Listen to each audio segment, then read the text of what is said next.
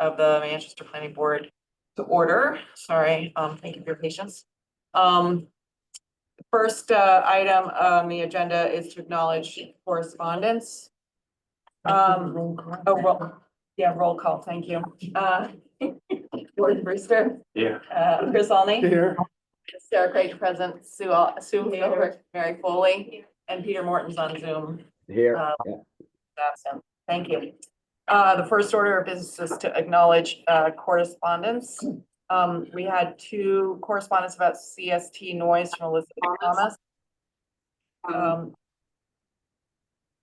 I think on to join with the audio. Not just mute it. Okay. It's awesome. Thanks. 2 correspondence from Elizabeth Thomas on 115 about CST noise. We had a correspondence from Christine Delicio about the posting or our failure to post. It's hard to hear the mics. If you guys can mute yourselves, Very top, please. very top. Keep If going you're up. online. We had correspondence from Lorraine Iavoni on 2 on 122 about MBTA zonings and 1 on draft regulations for Chapter 97 that are pending at the state. We had 1 from Lorraine Iavoni on January 23rd about the fire, and we had 2 from Lorraine Iavoni on January 28th. I'm not sure what those were concerning. I failed to write that down. But we all received those. Were there any other correspondence, Mark? Only one pertaining to the Form A. Okay, so we'll One of the 4. Yes. okay, we'll listen to that one. Yep. Any other correspondence that we didn't list? Okay.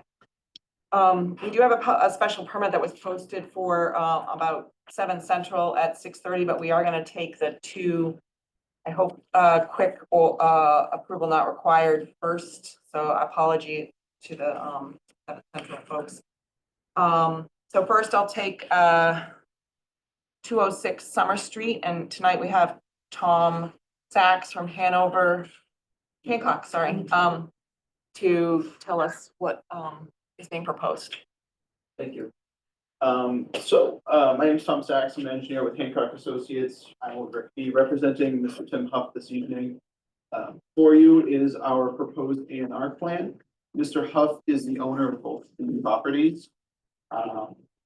This plan actually, our A&R has been done in the past for these lots. We're basically just seeking a revision just through another A&R. The reason for the A&R is this is a very steep hillside. Water drains downhill into the wetland area. Because of the steepness of the hill, for our design purposes, we have located a dwelling along this property line. That's kind of the way regulations. So we have this dwelling along the property line here. We are proposing this green line up here as our new property line, and that will just comply with building setbacks. So Mr. Huff is just taking his property, adjusting the lines to fit for the dwelling. Any questions? Does it, may I speak? Go ahead. Does it affect, since you're moving into the other property and taking land away from it, does it affect any access, frontage, or anything at all? Nope. It's So the still a frontage, viable lot? yep, still a viable lot. All your frontage for this larger property is right here, the bottom. Your access, we have an access easement. It's a common drive. They'll be running to the back of the property, and then all of our setbacks, they're okay. And if you wouldn't mind, just on the right-hand side, there's no topographic anything on there, no grading at all. Where is the steep part start and stop? So it's kind of hard. So this whole side of the property is just a hillside, and it drains down towards the wetland. So it's pretty much all a 3-to-1 slope from the common drive access easement up to the top of the hill. We've basically pulled the dwelling going through conservation. We had looked into this area. We were running into resource areas through conservation, so we've pulled the dwelling out of the resource areas. And then we've just worked the driveway length to the maximum slope we can achieve, and then we just found our flat spot for the house. Is it extensive cut in order to get a flat area for? Yes, there is extensive cut. We're filing for the special permit. I will note that for the driveway area down here, can't really see grades, but this is more of a fill, and then this is our cut at the top. So in the end, our cut fill balances out. It's ideal, so you won't have trucks running down the streets, but So we'll what- get into that. For the special For us permit. tonight is just the lot line adjustment. Yeah. And then we will be, have the special permit, I believe, at the next meeting. So, so our lot line adjustment is really just, does it have area? Can you indicate where the house is gonna be again, just? Yeah, so it's right along this property line, so. It's just similar in this area. I don't have a full size of the house, but Sure. it's just so that we have all of our setbacks to work. So this is our rear yard. We'll pull this in. I believe that's 40 foot, 50 foot setback. So yeah, it's just kind of located in this area. The driveway runs up from the access easement, and then we gradually, it sneaks around to the front of the house at the top here. What about on the other lot? The other lot, the access drive, so we have a common drive here, and it just runs flat along this here. The other house is gonna be where it's, Yeah, so the other dwelling will be in this area. And the driveway's already been pre-approved in the past. okay, Mark, did you have, a recommendation on this for us? Yeah, that this can be. Okay, and is this the one that we had a comment on? You said there was a comment on the A and R. Oh, no, that was for the other one. It wasn't really a comment. Okay. Is there anybody, in the public who wanted to just ask a question or on this? Any other questions from the board, Peter or, anybody? Okay. So I'll take a motion to endorse the, plan of land for 206 Summer Street as approval not required. So moved. Second, any other discussion? Does the plan indicate that this is not an endorsement of zoning? The note, yeah, I believe that Yeah. is.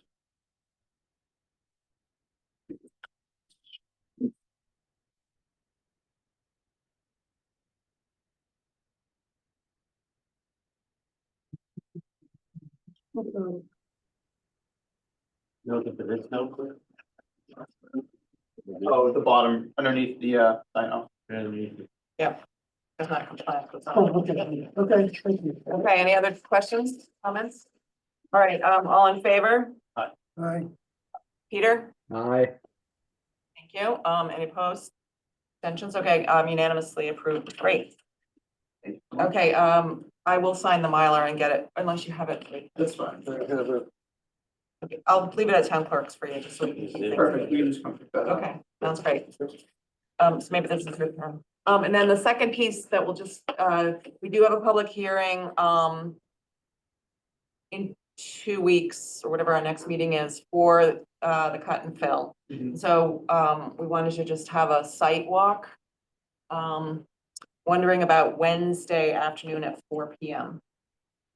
I think that worked for a couple people. How about Mary or Peter? Does that work for you? You can also arrange a second one if that doesn't. Yeah, you could make it a 4:15. 4:15. Okay, or 4:30, it's fine. I Is don't it- know, I got my phone. Okay, let's plan on 4:30 at 4:30 on Wednesday for those who can make it Oh, at the site. if you want to post it, I won't be able to Oh. do that. Okay. How about the following week? I can't do this the rest of the week. Maybe you won't be here. But if I could just do it alone, I could just literally If- go there and see Yeah. it And it's hard. and I understand what's going on. And we have the cut and fill plan. So I don't know if any people saw Shannon's email. He's now putting the folders with plans down by the mailbox. So if you Oh. didn't get it, did you bring them up? It's not there yet, so. Oh. Yeah, You apprehended them? Yes, well, no, they're still in the office. He hadn't put them out yet. Just sorry. Well, you're gonna be away, I can give So you. Sarah, don't schedule around me. But we can't we can't do it on, Can't do it Wednesday because of Wednesday posting. anyway, so. We said we were gonna try to post the sidewalks, so, Thursday's gonna be a pouring down mess What about next week? next week. Um,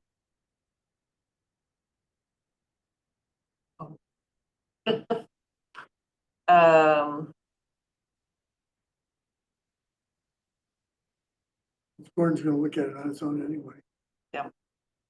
Monday is a holiday.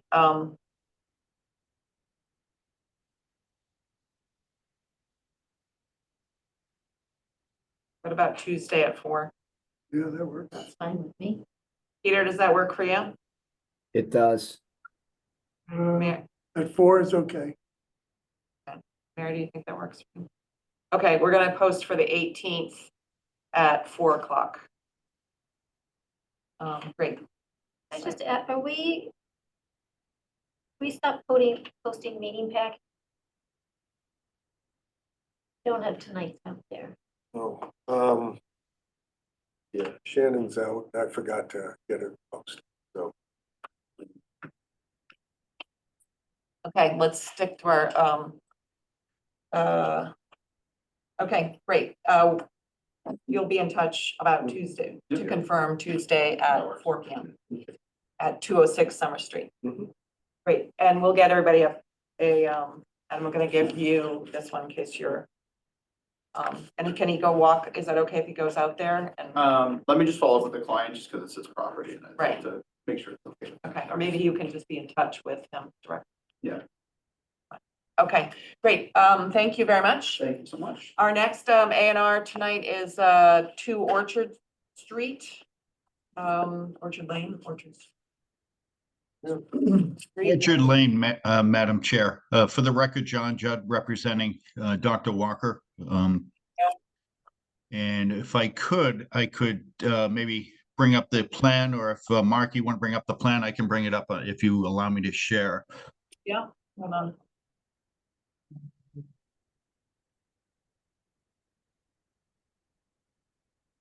There you go. All right, thank you. So let me see if this is something that you can see. John, you're from, Gateway Consultants, we are the engineering firm that prepared the plan for Dr. Walker, who owns the property. what's the name of the firm? Gateway. It's Gateway Consultants. It's on the title block. Okay, great, thank you. Yep. So representing Dr. Walker, who is on the call tonight as well. Dr. Walker owns the property known as 2 Orchard Lane. And he's looking to subdivide. You can see this proposed line here that separates the existing house from the vacant portion, which would be Lot B here. We do have the statement that the A&R statements required as far as the local bylaw, as well as the certification that not conforming to zoning. We did meet with Mr. Resnick, and we also met with the building inspector, Paul Orlando, regarding the configuration. The Lot B would be 1.8 acres, and the remaining would be I believe it's 3.8 acres as well over here. There's an existing driveway through a driveway easement here, and that would be extended through the proposed Lot B to continue to serve Dr. Walker's house here. So the frontage for both lots are on Forster Road, and this proposed easement would continue to serve Dr. Walker's as it does now. And both lots have the required area and frontage and setbacks, so you can answer any questions you might have. Okay, great. Mark, any comments? no. The only thing is we did get a request for an extension to tonight's meeting because the 20 days. Oh, yeah, okay, great. So that's what I was gonna Okay, mention good. earlier. So yes, this was within the, we were due to see it to hear this 2 weeks ago. So thank you, the applicant, for being willing to work with us to get to request an extension. Thank you. So this complies with the requirements of an A and R. Mhm. Yes. So I have a quick question. Yeah. That I should know the answer to, but I don't. Turn it off, Emil. I gave you no warrant. I already gave you your warning. Give me the remote. With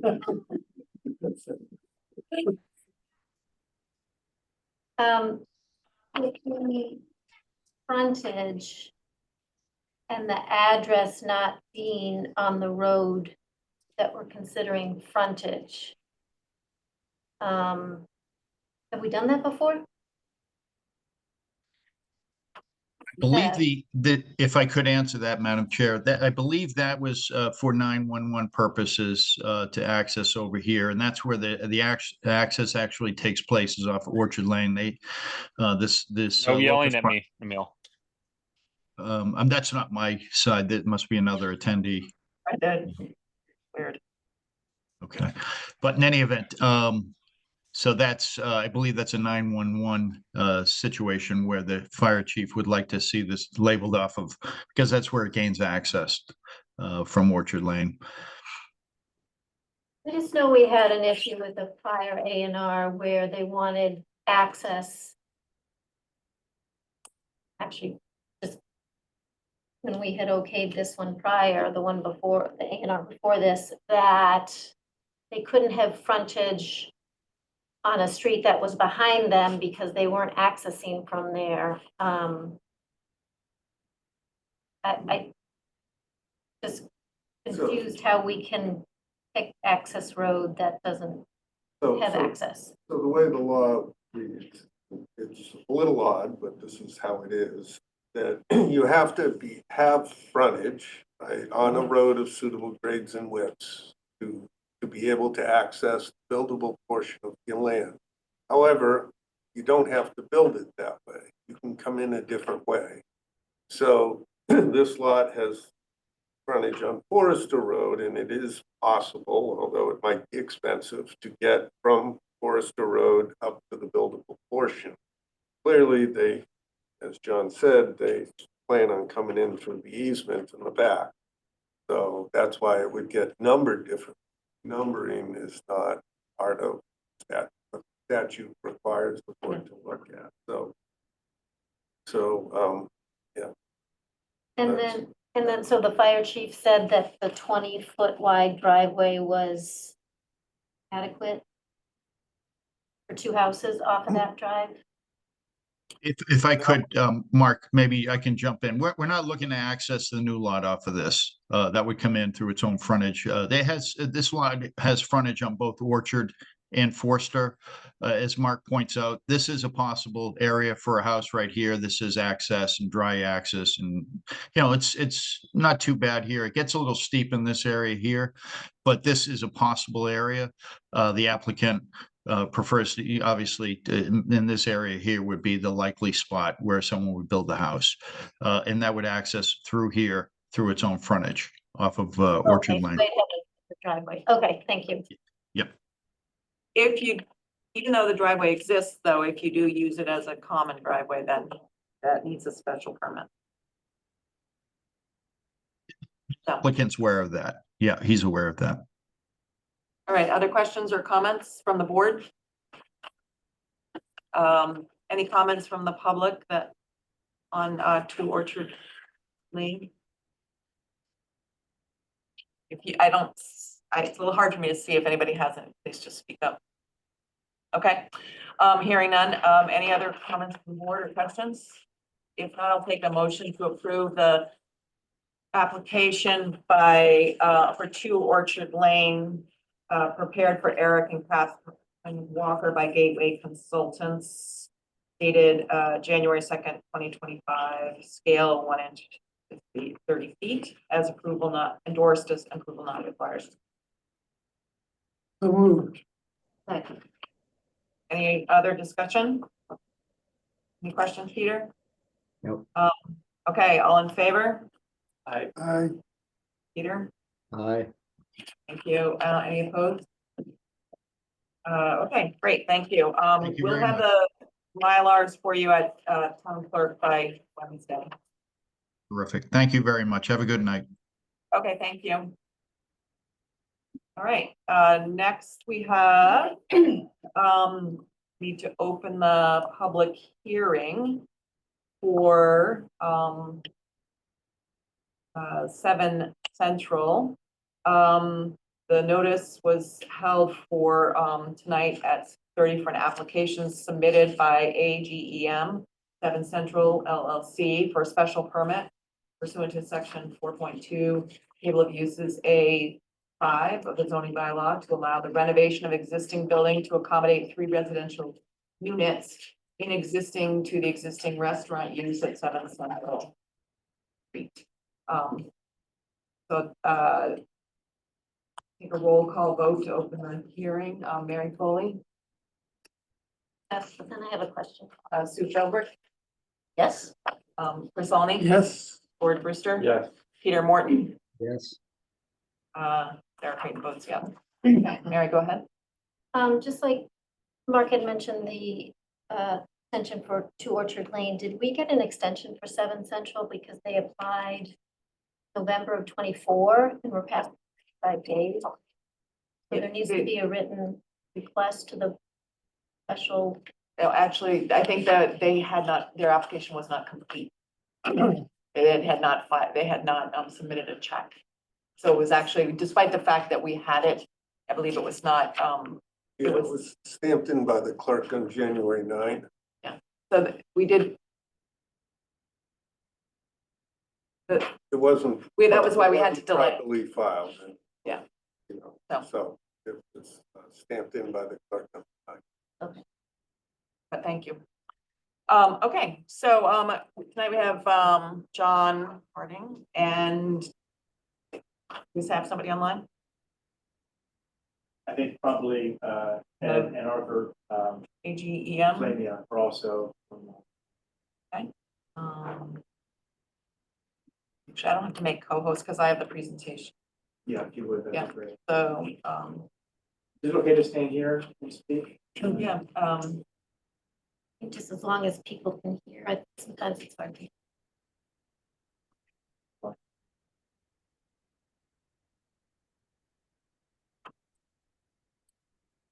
microphone.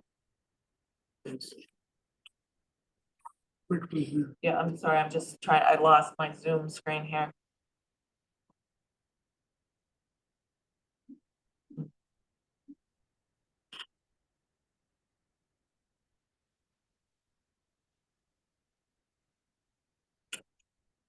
I don't know where everybody went.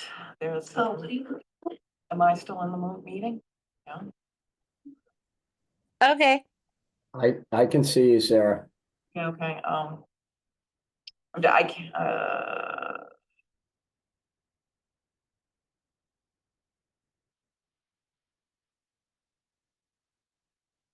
sorry, I don't have a mouse. What are you looking for? I'm looking for my Zoom screen so I can share.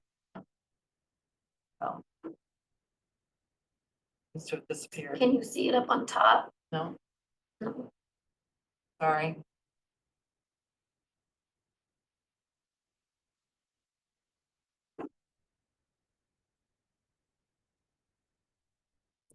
I have the post attendees. Don't help me.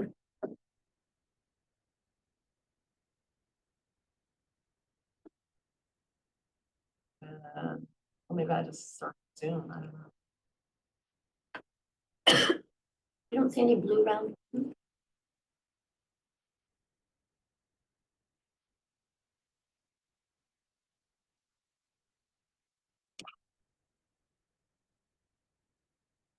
In the Zoom meeting.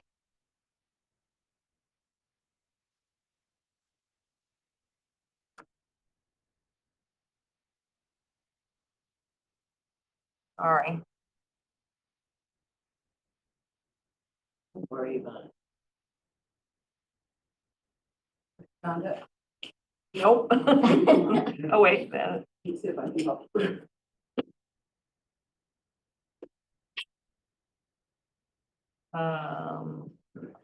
Where's my Zoom? What happened to my meeting? No, this is what I've got right there.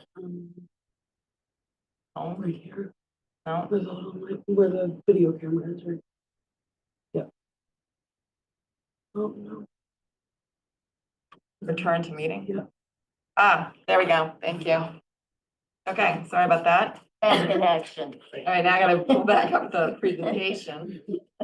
Oh my God, when I do the presentation, that's what it's It was better years. unless somebody before, else has the before. presentation. We've got this. easier, but not necessarily better.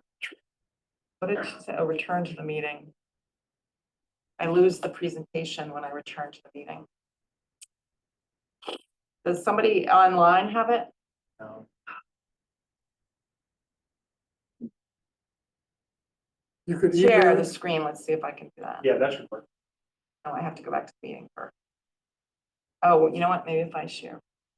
Man, I don't usually have this problem. Share. Screen 2.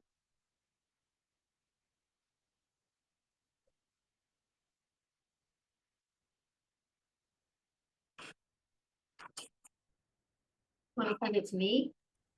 It's a giant file. Maybe you can, John, can you just give it to Mary and maybe she can pull it up? I don't know why I can't, but I would, I won't know how to deal with that. Probably not much.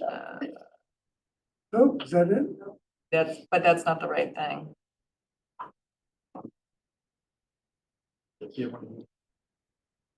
I only have it open like 4,000 times. I have the- There we go. All right, I got it. Sorry. Oh, well well done. done. I can't see them. Don't worry about it. Gosh. No. Okay, great. So, Okay, I'm gonna put it in presentation mode, maybe? sure, just go to the first slide. Okay, Just, so Sarah, I guess I'll just say How's next. that? Perfect, that's great. okay. Thank you very much. So, again, we're here to talk about 7 Central, which as you all know, is actually a very important building in our little town. Right central to our town, to our town common, or the front of town hall, and a building that we all pass by probably every day. And it's always been the home of, well, in our most recent history, a restaurant of various types over the years. But in order to give you guys a sense of what we're proposing, we thought it might be interesting and actually kind of fun to give you a little tour through some of the other projects that Ed and his son Arthur had done in town. Mostly to show you the type of quality of the work that we are doing and also the nature of it, because it's a little bit unique. To be very honest, Ed and Arthur really enjoy bringing things that were really old back to life. And this is something that has to happen every once in a while, about every 50 to 100 years in the life of a building, because buildings age, buildings fall apart, buildings start to not last as long as they might. And so every once in a while you have to come in and renovate them, right? And really save them, restore them, bring them back to what they were. So I also wanted to show these because I think my client really enjoys doing this. And so he actually shared a bunch of really fun images with me that I could share with you, kind of show you all why he does this and how they enjoy it. So what we're looking at here, I can't quite see the bottom of the slide, Sarah, but that's okay. This is down at the bottom of Central Street. So this is School Street. This is 2 School Street. You guys might recognize it. It has a very recognizable sort of half cylinder that is still there as part of the building. But back in the day, it was an old drugstore. This doorway is still there. There's lots of things that are still there. No longer this canopy that says soda and drugs and cigars. But it's definitely an important part of history of our town, like all of these other buildings that we're about to show you. Sarah, if you go to the next slide. And when my client found the building a few years ago, this is what it looked like. It was okay, you know, it definitely needed some work and renovation. And in fact, if you go to the next slide, Sarah, you'll see that it indeed has been preserved and really done a beautiful job to make it hopefully last another 100 years, right? That's sort of the goal. Without changing the character or really anything else about it. In fact, in many ways, trying to make it return to its historic nature when possible. Next slide. So this is another property. This is, I believe, 11 Central, which is just next door actually to 7 Central. And this, I'm sure, was taken on the 4th of July in some year. I don't know exactly when, but a long, long time ago. And it doesn't look entirely different from today. I love actually the chairs up here. There's a little roof thing and they were going to watch the parade from there. Like we all gather and do today still, maybe not up on the roof, but definitely on the street. And the next slide, Sarah. And this is what it looked like a few years ago. You guys might remember some of those stores that were there. And at some point they added this piece on the front. And next slide. And this is how it was restored and actually brought back to look a little bit more like it did historically. Really great job. I'm not sure people would even know that it's an old building. It was done so nicely. Looks really quite sharp and new. Next slide. This is the old Floyd's building. Yeah. Is that? I'm not sure. Yeah, great. Yeah. Okay, so this is a really neat photograph on a day not like one we had recently with a lot of snow. Note the 2 horses that are walking down. This is Central as it joins up to Union. And in fact, that building on the right there is, I think it's 38 Union Street. And that building that we're actually seeing to the left is no longer there. That is gone. This one must have met its demise at some point. Next slide. Too bad they didn't save that one. Yeah, it's a beauty. And this is what it was like a few years ago, just as my client was purchasing the building. And to go to the next slide, we'll see that he has cleaned it up, preserved it, and really made it look quite beautiful.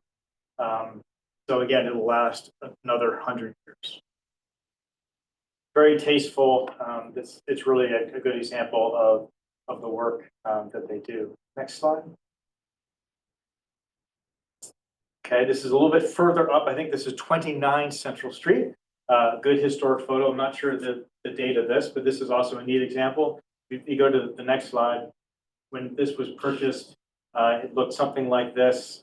Big tree in front of it. Can't quite see the building. And then the next slide, you'll see that it's been preserved again and looks beautiful today.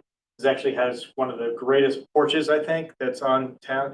It's in town on this part with the beautiful grass in front and the granite looks really sharp and very nice. Again, one more example of taking a really fine old building in town and preserving it and making it last.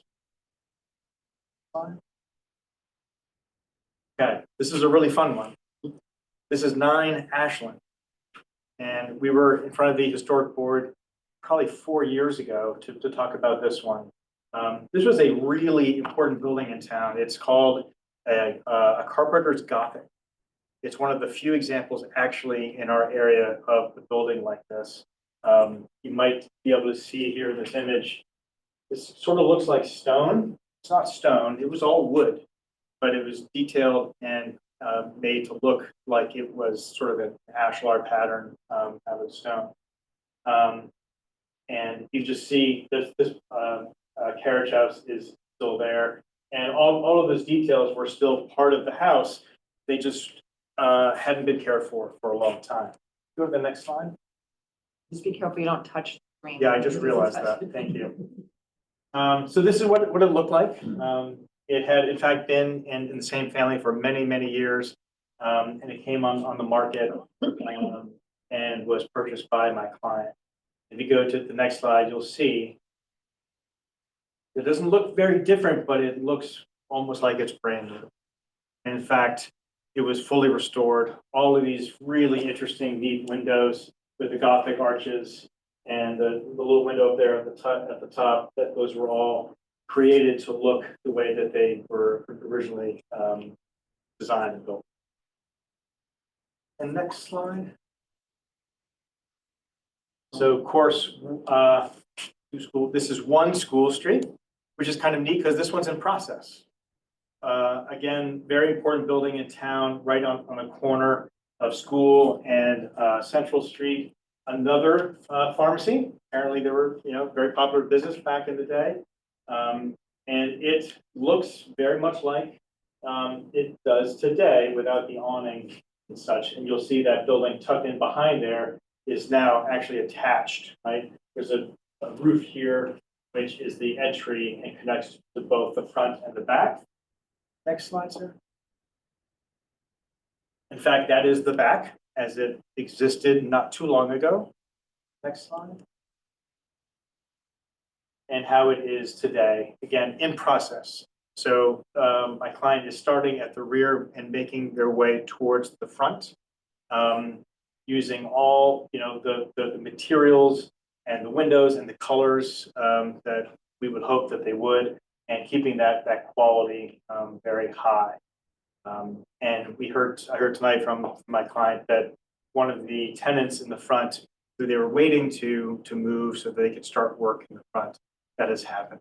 So soon, these things can take time, but soon they will start working in the front, which is very exciting. You'd be interested to know there were 13 units in this building. That's incredible. So one of the densest buildings for sure in our downtown area.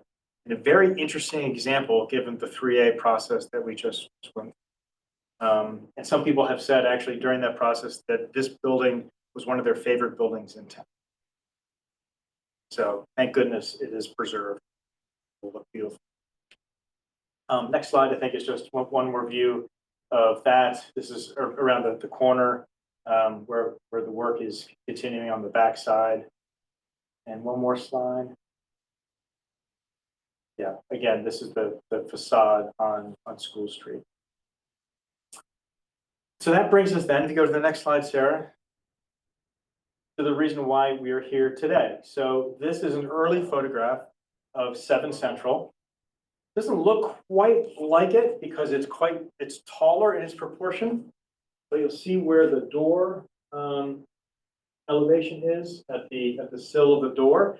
It looks like the street got higher, maybe about a foot higher, which is interesting, but that does happen also with time. But you can see the building, even when it was built back in the day, had a little bit of a bow in the roof, which it still does today. Next slide. And this is what it looked like recently. This is back when it was 7 Central. I believe it then became Antique Table. And there was a bar, quite a popular bar in the front part of the building. You'll notice that piece that was added at some point, we think 1960s probably, has been removed. So this part had some structural issues and is now gone. But the goal is to try and take it back and make it look more like it looked in the past. And we have been in front of the Historic Commission for this as well. So the reason we're here today, obviously, is because we are proposing 3 residential units in the back part of this building for 2, and then actually 1 unit upstairs on the 2nd floor here. And then the lower level where the restaurant was will become, in a smaller footprint, a cafe. And we're not sure exactly what or who yet. That's all still in the works, as again, these things sometimes take time. But I think it's a proven thing that this restaurant really didn't work in the size that it was. If you might recall, there was a back area with a back bar and an upstairs area, which I think I went to once for a work event. But a lot of seating and a lot of area. The front part, I think the bar especially got a lot of use, but not so much the back. And that may have been part of the reason why the restaurants didn't survive. Although one was there for a very long time. But the last few didn't survive as well.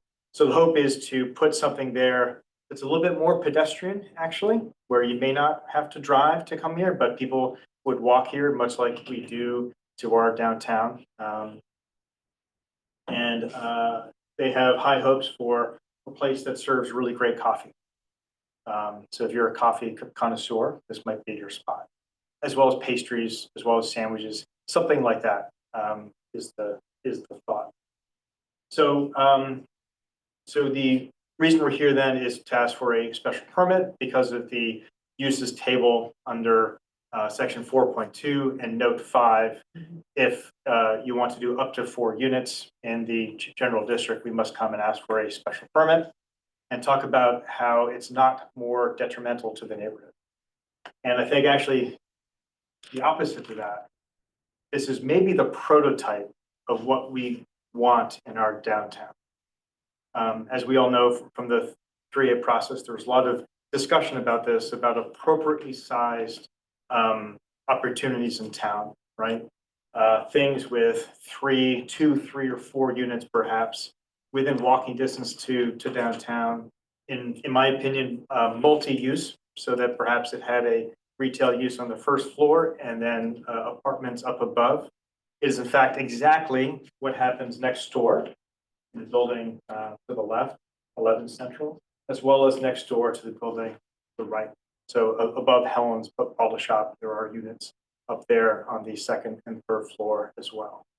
So this is what I think we all hope would get developed in our town, something that's in keeping with the scale, in keeping with the character, can, yes, add residential units, which we definitely need, but also add some life and vibrance to our downtown by maintaining the retail use. So I have just after this a few plans, site plan plans and elevations that I can just quickly share. Go to the next slides. So here's Central Street. On the bottom here. This is actually a plan of the lowest level, but simply to illustrate that there is parking at the back. For 3 units, we are required to have 5 parking spaces. There are 3 really great parking spaces that exist that are tucked in beneath an existing deck in the back. The idea is that those 3 units would be assigned 1 to each unit. And then we're showing 2 piggyback spaces at the back. In our mind, those would be perfect for folks who might work in the cafe or for an additional car if needed for the units. Of course, there's also parking out on Central Street, and there's also parking, of course, behind Town Hall in the public parking lot. I have a personal opinion about parking, which is mostly that you can never provide enough because people perceive that there's always a lack of parking. However, I can attest that I have never, ever not been able to park anytime I've ever driven downtown, whether it's to Crosby's, Palace, wherever. And I'm embarrassed to say I live just on School Street. I should not be driving to town, but when I do, there's not a real issue, which I like. I enjoy having the option and being able to walk. But this use also changing to residential and a smaller footprint for that cafe, I would argue that it would have a much smaller demand for people parking and coming here. The cafe is more of a pedestrian thing where people will come, walk, get a coffee. Maybe they come, stop while they're walking their dog. That sort of thing feels right in this area. Next slide, sir. So as I mentioned, the cafe will be down here on the first floor. It's actually small enough. It's less than 2,000 square feet, so only 1 bathroom is required. Roughly speaking, where the bar is now will likely be a bar, but more of a breakfast bar, and where the coffee and pastries would be served. And the rest would be open seating for people who are enjoying their breakfast or coffee. Outdoors here, where that old addition was, will now be an outdoor patio. We can all imagine walking down on a beautiful day in the spring or summer, sitting outside and enjoying our pastries and seeing people who would pass by. This is something that's actually not as common as you would think in our town, but where there's an opportunity to have an outdoor patio for something like this, we think it would be really great. Then upstairs on the second floor, we think actually historically, there was a unit up here. There's evidence that there were people perhaps living there in some sort of apartment, but we're going to clean it up. And also grab a bit of space up in the rafters of the gambrel roof and have a small two-bedroom apartment up above the front part. We did note when we were walking through the building and measuring and taking note of the structure, it is very old. Lots of the original beams and posts are still in place. We think many of the projects that I showed you, my client has essentially rebuilt these buildings from the inside out. Sometimes that's required. It's not the easiest way to do it. It'd be far easier to knock this down and build new. But with the Conservation Commission, the adjacency to the water, that gets tricky. Plus, there's a lot of nostalgia and history with this building. So as is my client's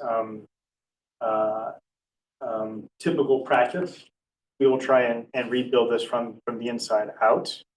There might be some things that may need to be replaced entirely, but it's our hope to work with this as much as possible. Just a quick story, one corner of the building, this corner here, there's probably a 6-inch difference in height, and it slopes dramatically up that corner. No idea why. It's actually framed that way. Don't know. Must have been that way a long time. So we'll have to try and mitigate things like that to make it a little bit more usable for people who live there or who rent it out there. Next slide, sir. Next is just the 2 units in the back. So very, very simply, all of this is now either kitchen and more dining back here. We're going to simply take that and divide it in half. It will be a 2-story unit on the left, a 2-story unit on the right. The entry will be actually off of the back, off the deck, which will be close to the parking at the rear. And then upstairs will be a bedroom at the front in both units and then 2 bedrooms at the back. Now, this is one little place where we actually are adding a little square footage. Right here on the corner, on the second floor, there's an incomplete piece. They didn't quite fill in all that roof area like they did on this side. So to make these equal, we're proposing that we just fill that in a little bit. The good news is you really can't see it from the back. You really can't see it from the front. It's in the middle of both of those, in an area which is currently just roof right now. So we think it's an ideal place to grab a little extra square footage to make a 2-bedroom unit feasible. Next slide, sir. Here we see the front. It looks unremarkable, but just like it did historically, quite a simple building. Notice there's no bow in my drawing, but we'll try and straighten it out. We'll see how well we can do with that. But it will be the entry to the cafe and seating to the left, and then more of the kind of retail area to the right. You see the outdoor patio right there. Color, we're showing sort of a dark gray. We'll see how that goes. The historic folks might want an opinion to chime in there. We'll see. But at the back, we are adding something to make this feel a little bit more like entry. We are going to add a very simple porch roof for the 2 entry doors, so that when they're getting their keys out and going in the door, they're not getting rained on. But also so that it simply feels a little bit more like a residential entry. And then there is a piece coming off now, which has sort of 1980s looking window that we're not terribly fond of. But to, again, make these units the same, we'll be taking that off and fix the roof, make it look a little bit more appropriate. You see down here, those 3 parking spots, they're beneath what is a concrete deck. Got one more slide left, which is just the side elevations. This one is as if you're walking down Central the building would be on your right, looking down in between the two buildings. This is that outdoor patio area. The unit up above there and the 2 units in the back. And then this piece right here is that area that I described as being added. So as you can see, it's between the front gambrel part and the back gable roof part. And there's this area there that's just roof right now. A little odd, but it is what it is. So we're gonna infill a piece of that. But it's nice that it's not a change that will be really perceived from the front on the street or really from the back, because it's tucked in the middle. It'll look exactly like the other side. So I think it's a solution that actually looks like it was always there.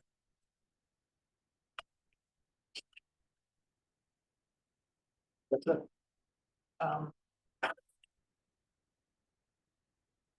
Is there any landscaping? Not really. As you know, the building's right on the street. Could not get closer to that sidewalk. They do, can't really call it landscaping, but historically, they've really done a nice job with the planter boxes. I would expect that that would remain something that's important. And then the back, I would imagine that the deck, now that it would be 2 units, that might become something that the tenants might also have flowers and things out on. But there's really no landscape to speak of besides that.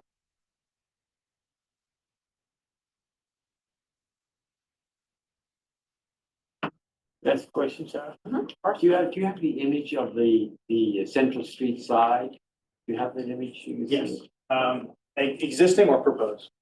Proposed. Proposed, yeah. Can you just go back 1 slide? So this is the facade that faces. So that basically is the facade that we have today. Exactly, Fenestration, window, door opening, everything up. exactly. And the historic folks actually had an opinion about the windows. If you remember the image I showed way back, that was historic. They were all 6/6 windows up top as well as on the bottom. And as things in history go, you can pick your moment in time that you want to restore things back to. They have a strong opinion of having it look this way. So we said, okay, that's right. And it really is okay, because as a commercial use on the first floor, it can be different. It's all commercial use in the first floor. On the front, correct. On the Yes. front. Yep. I applaud your client desire to keep it as it is. That is. On that note, by the way, a little off topic, but at 1 School Street, he is proposing to change the front of that back to retail as well. It has not been retail for a very long time. So that's exciting. He is gonna have retail in the front That's of the that? idea. Wow. Ed, if you're on, and if I misspoke, please correct me, but that's my understanding. Yeah, hi, good evening, everyone. Yeah, that is correct. On 1 School Street, I am proposing, or I would like to put it back exactly way. I think there's an image there. I'm not sure if there isn't. I can send one to you, John, that was done in 1800 and I think it was 1860s or something like that, and it was a pharmacy there. That's the way I'd like to put it back. I don't know what will go in there, but that's how I will make it look like exactly the way the image. If you have that image on one of the pictures that we sent to you, maybe you can show that. But that's how it will look. Okay, Sue? Could you talk about lighting a little bit? Sure. Exterior lighting around the parking lot, front, side? Good question. So we will definitely have some lighting and signage, which we haven't designed yet. Don't really know yet what it's going to be exactly.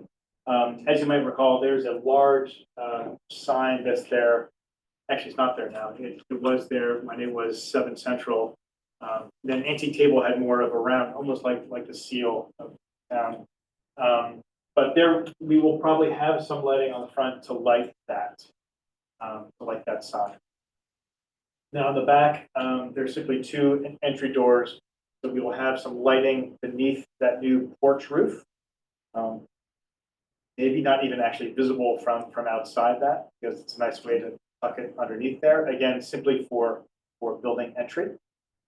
The deck where the cars are, is quite low. I'm not sure we'll be able to do lighting beneath them. I'm not sure it's really necessary either. Then there's no other real public. Actually, go to the next slide, Sarah. The entry to the unit above the cafe is along the side of a set of stairs and an entry door there. So there will be a light there. But besides that, this is not really a public path. I think we would not really encourage people to go there. There is a set of stairs here and on the other side that should be lit by some means, which we'll look at. I'm not sure exactly. There might be step lights there, or perhaps a light fixture up above that would light there, just for safety. That is sort of my concern when you said there would be nothing but a parking. Yeah, for safety. Yeah, we could probably find a way, do some site lighting. We always try and keep the lights pointing down, not pointing up. But we can take a look at that. So as people walk in their cars up that steps, try and find a way to light.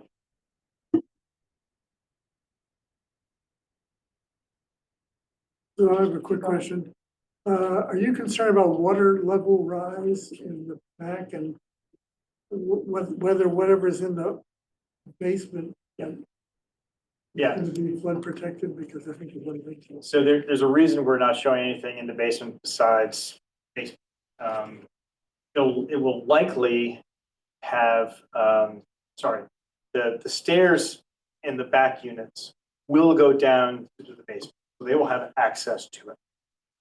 We're not going to have anything down there but storage, place for bikes, place for bags, place for things that people have, right? But it should not be occupiable because it will flood. I'm certain of it. It has in the past. If this were a building being built today, we couldn't build it here because of that reason.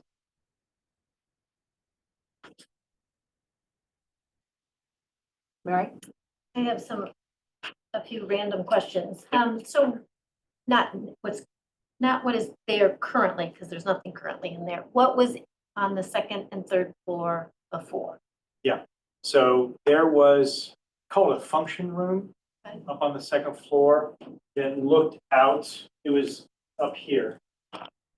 That looked out, kind of a big window towards the pond. I think that was a space that was rented out for parties or lunches and things like that. Besides that, there were 2 bathrooms up there, and that's it.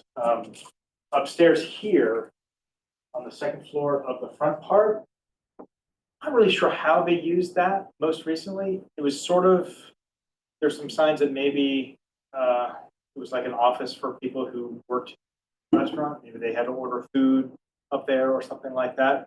But it wasn't occupied for a long time. Maybe someone, a person who worked in a restaurant could have lived up there. Probably not legally, but it was sort of set up that way. And what was the other space downstairs in the back going to be? Oh, going to be? So that will be part of the 2 new units in the back. So the units will be 2 floors. The floor that's at the, so if you were entering off of Central Street, and you walk back, there's actually a step up that gets you to this back area that's currently a back bar and some extra seating. Right about at this point here, it will be cafe in front, and then the unit will start at the back here. So that first floor unit, the first floor of this unit will be the entry, and then a living space and kitchen. And then there'll be stairs that go up to the bedrooms upstairs. Thank you. I mean, I think it'd be good to have the fire chief here or somewhere to understand all the fire requirements, but Yeah, it'll be sprinklered because it has to be. yeah, because near a kitchen. Yeah, well, as a multi-use building that's adding a residential use, it has. Um, yeah. with the flooding in the back and the parking. Yep. I see that as a potential issue, and how do you handle that? Yeah, so it's an issue for every property along that area. In fact, the building next door, this building, the one next door to that, the Hoopers, the old Hoopers building, and even the firehouse and the church, all of those properties flood once a year, probably. They don't flood to a disastrous level. It'll flood 6 inches, sort of thing. So for a car, it's annoying, but definitely not detrimental. And I believe all of those buildings that are in that area, for example, the church I know well, has a basement and all of its mechanical stuff down at that level. Anything that is in that situation should bring that mechanical stuff up high enough that it won't flood. Again, in this case, just a couple feet would suffice. So in our case, whatever we have down there, we would recommend that it's raised a couple of feet in the case that it does flood. But there's not a whole lot else you can do. So my obvious concern is that relying on off-street parking for an area that we know potential of flood and probably will flood more so. So that could kick the cars out to the street for parking more often than not. And Well, I'll put it this way.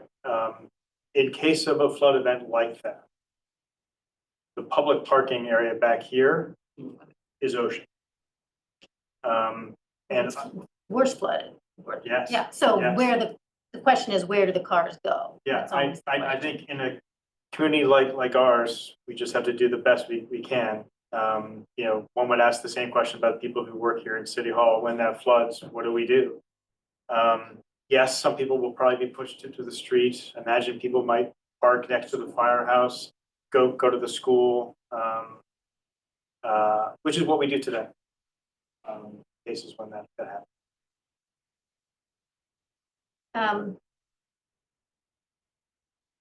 So the cafe has parking requirements, so one off-street spot per 4 person capacity. Where is that proposed to go? Yeah, so if you go back to the site plan, a couple slides up. So, yeah, one more. Great. So we're proposing that the 2 of the spots in the back could be used for employees at the cafe. Besides that, because it's an existing restaurant space that has no parking at the moment, that's our existing condition. And because that's not a change of use, we're not providing any more parking than what they've had for the last 100 years.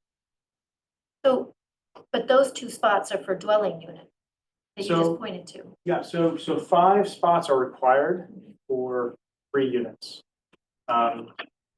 And it's up to the owner to allocate that. Certainly, if there's a tenant who requires two parking spaces, then he can allocate one of those extra spaces to that. If I were the owner, I would say you have 1 space with a unit, and that's what, which is up to the owner to manage. And if the person has 5 cars, then they don't rent that apartment.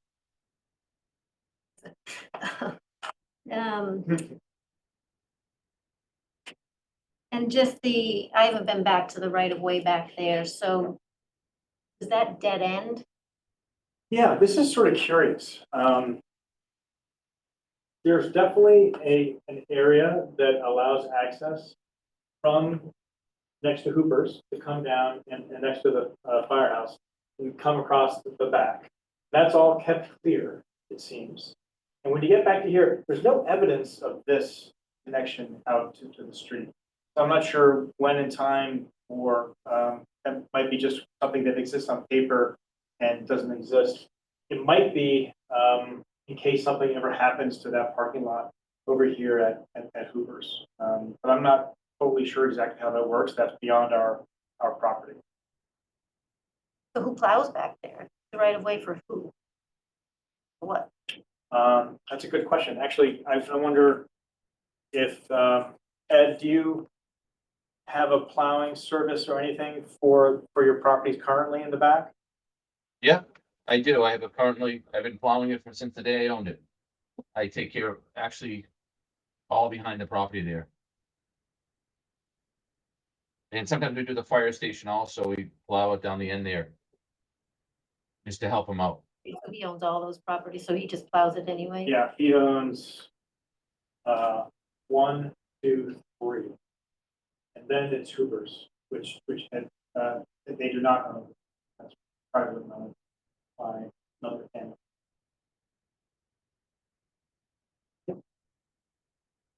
Couple of questions. You actually could put another 3 cars Could. there. So while there's not, you know, we all have lived in places where you had to Yes. move cars in and out. So in point of fact, there are probably there probably are 8 or 9 parking spaces on the property.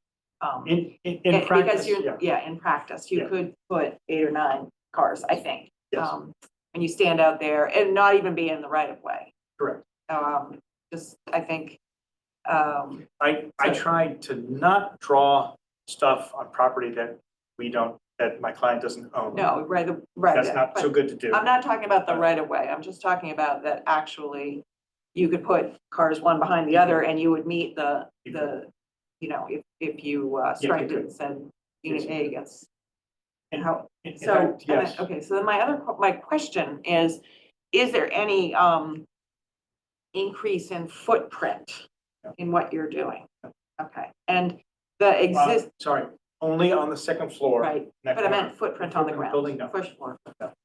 And then the existing parking spaces are there today. Correct. And all of that impervious Correct. area is already there today. Correct. So, in fact, and I think that's important for us to consider. Okay, the other thing, I guess, is this anticipated to remain single owner? Oh, that's an interesting question. Ed, if you don't mind answering that question, do you plan on owning this building and renting the units? Or will it at some point become condominium? No. We're going to, like we do with all the other properties, we're going to own it and just rent. If that answers the question, was that the question? I'm sorry. I think so. Yes. And I'm not sure Yeah, that's the outcome of a special permit, but it could be a. Good question. Peter, any Yeah, so- questions for Peter Morton? No, I don't. I just had one, excuse me, observation. And I was trying to read it off of the plan. It's kind of tight, but the clearance for the parking spaces in the back, was it 6 feet, John? Is that what it is? It should be 8 feet. 8 feet? Okay, all right. That answers my question. Actually, it should be 9 feet. I'll check that. Okay. There are two existing concrete posts, which Right. will absolutely dictate that parking. But parking wants to be between 8 and 9 feet. So I'll check that and make sure there's a dimension, but it's also small. I can't. Probably on this. 8'4". Yeah, which isn't terrible. And that's John, between- that's 8.4 height? No, width. Oh, no, width is 8'4". Okay. Height, I don't know if I have that off the top of my head. It's not terribly tall, but it is certainly tall enough to be able to open the door and get out and stand. And, you know, you wouldn't be able to park a van underneath it.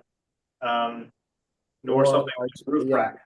Or a large SUV, but that's not part of this discussion. I was just curious. Yeah.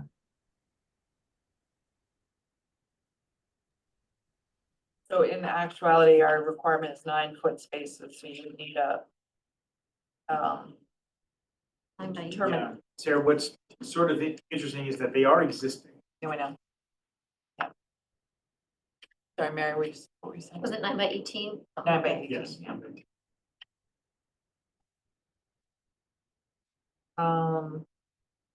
Okay, other questions? Comments?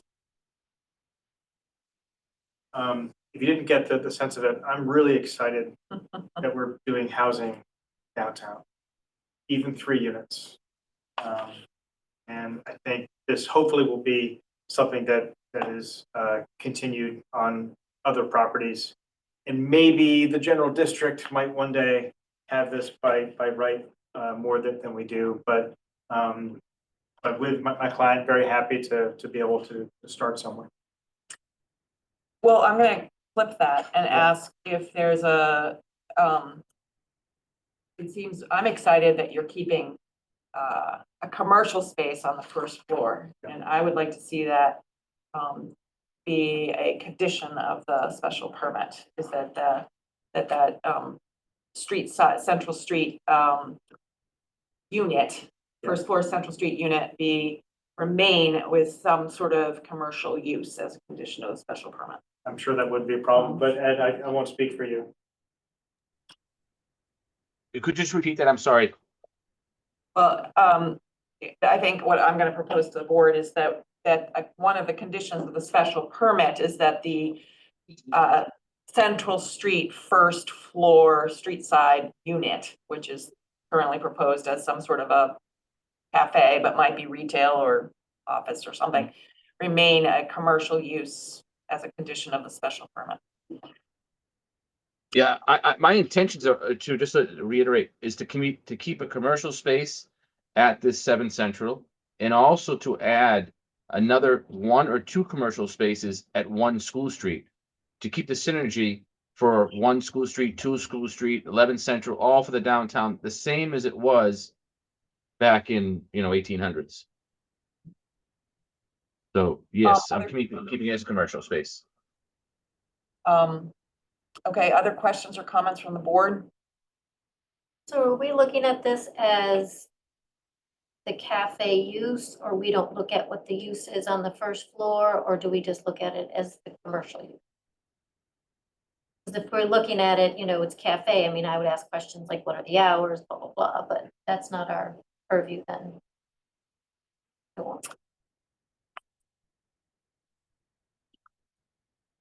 Good question.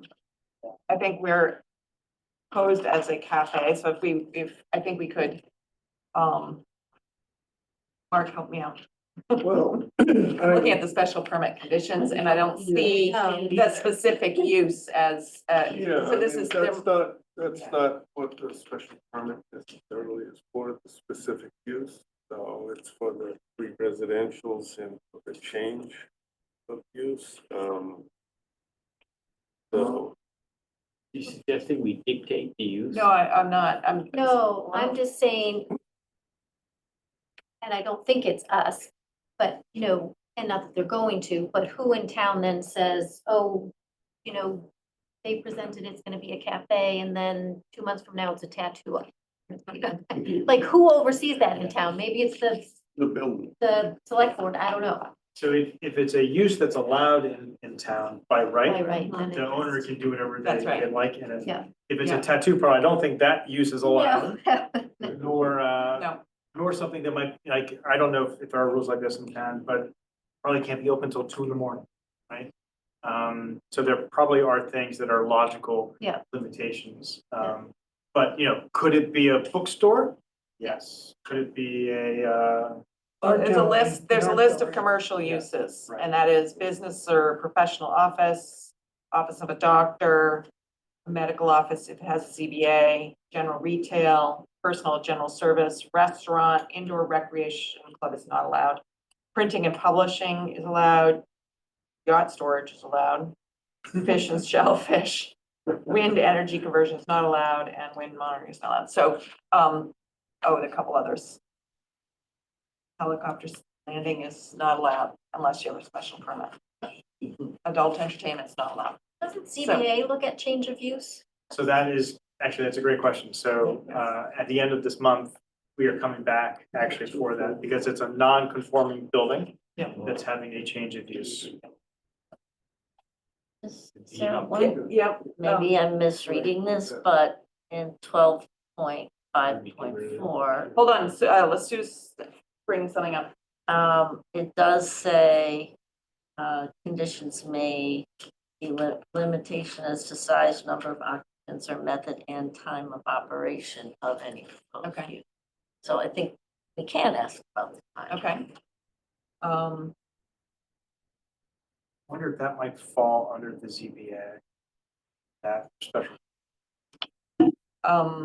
Okay, but we could require, we Right. could dictate it whether we choose to or not. I think also if you have a liquor license or some sort of Board of Health restaurant must have a license from the town, right? Those probably can stipulate Yeah, hours as yeah. well. I would think. Yeah, and, okay, any other questions from the board right now or comments? I see that, I think Sarah Pierce, you had your hand up? Yes, hi, thank you. Sarah Pierce, 9 Friend Street. First of all, I'd love to just comment that the renovations that the owner who is on right now have done are outstanding. Really great work and keeping in with the character of the town. It's very nice to see that type of work happening in the downtown of Manchester. I wondered, the architect speaking has referenced the 3A multiple times and wondered if, since there are multiple buildings that the owner has in town, if you would ever consider one of the units in this new location as an affordable unit. Since we are trying to achieve that, it isn't with walking to the MBTA, et cetera, following those types of guidelines. Yeah, I think within our ordinance, it is not required if you're under a certain number of units. And I know that the logic behind that is that to develop a small number of units is much more expensive than to develop a larger number of units. So Yes. it is an extra burden to do that. However, I shouldn't speak for Ed. I assume that he's doing these as market rate, but we haven't had that discussion. Okay, yeah, I completely understand that. I'm just wondering at what point will things not become market rate when they're in the village? And if it's just something that would be considered at some point, or how would we go about approaching that or asking the owner? Yep, I'm gonna just jump in, Sarah, and I think I'm gonna rephrase your comment to, if you don't mind, to say that to the extent possible, you would like to see if one of these could be affordable. And then I'm Yes. gonna respond to say that the applicant is not required, and I think nor are we able to create any market requirements. Well, I know it's not in one of the overlay districts or like a 3A district, but I just was wondering, since the planning board has quite a bit of oversight on how zoning changes, or if we could, I don't know how that works. That's why I'm just asking. I'm trying to help solve the affordability issue we have in Manchester and just thought that would be a prime location for a unit. So just a question, and thank you so much. Okay, thank you for the comment. Can I make a- Chris, go ahead. So, I don't think it would be, reasonable to require an affordable unit as a condition of the special permit. But I will say that the Affordable Housing Trust would probably be willing to discuss providing a financial subsidy or an incentive to make some of these units affordable.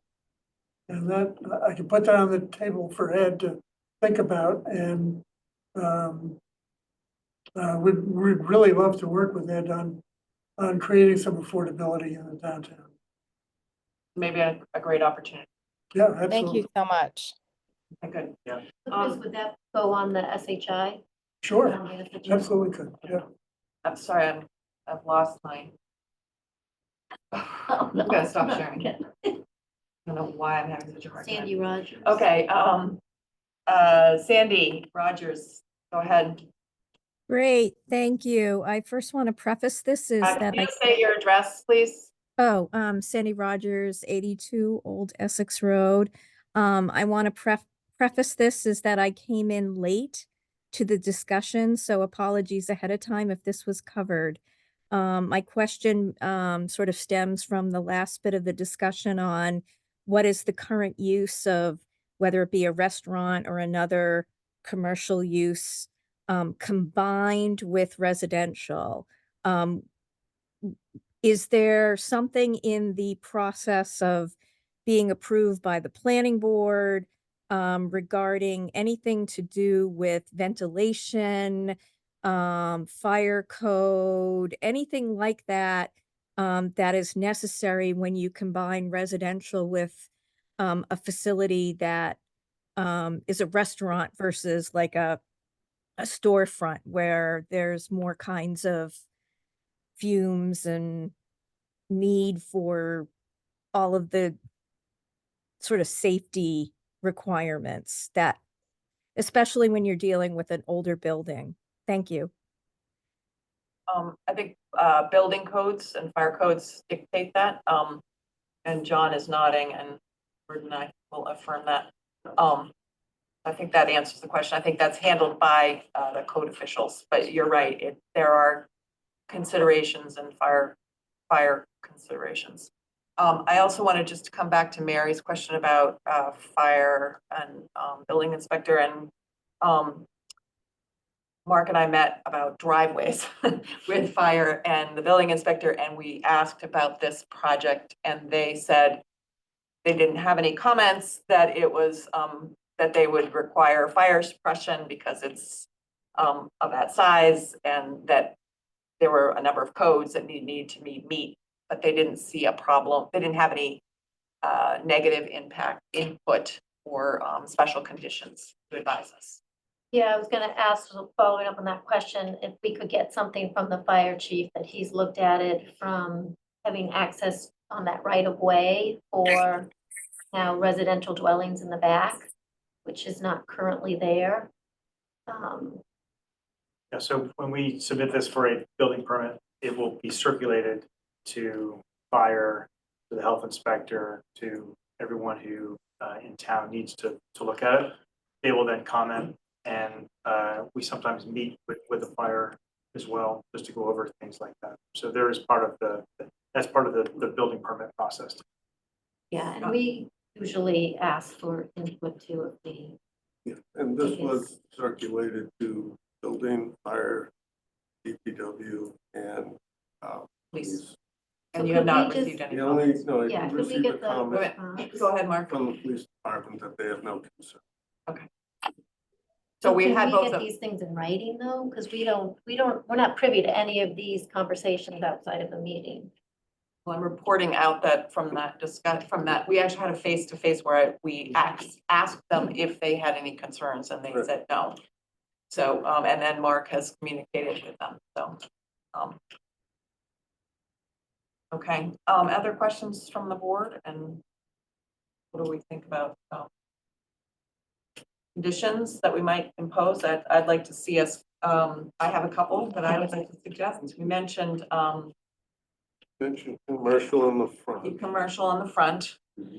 Sue mentioned lighting. Like, I think that, that what I was gonna suggest is that all lighting shall comply with the, zoning, requirements, for lighting in, and with the historic, commission's, review of lighting.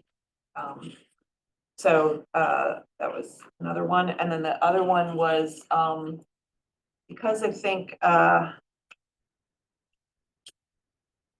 it's section 6.3.8, which is pedestrian vehicle accident traffic management. Number 6, that we can approve a reduction in parking, given that a cafe needs parking for residents.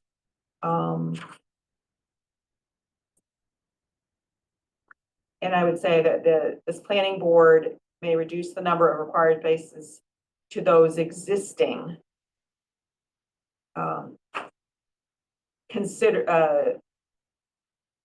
And the rationale is that this was a much larger restaurant in the past than the proposed new use. And thus, the existing 5 to 8 spaces on the property will be deemed to be sufficient.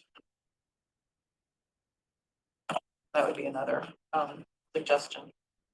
Can And- we just clarify, when you say 8 spaces, those aren't in the setback, because it seemed like there wasn't a lot, you're doing tandem.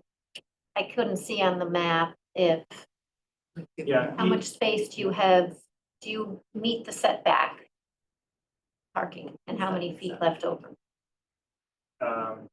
Parking can be in the setback. Sure. Doesn't, Yeah. doesn't the property run to the To the- road? Yeah, Actually, Just the right of way? the property line is shown in front of the brook. But in any case, there's approximately more than 20 feet behind each parking space that we've shown. Right.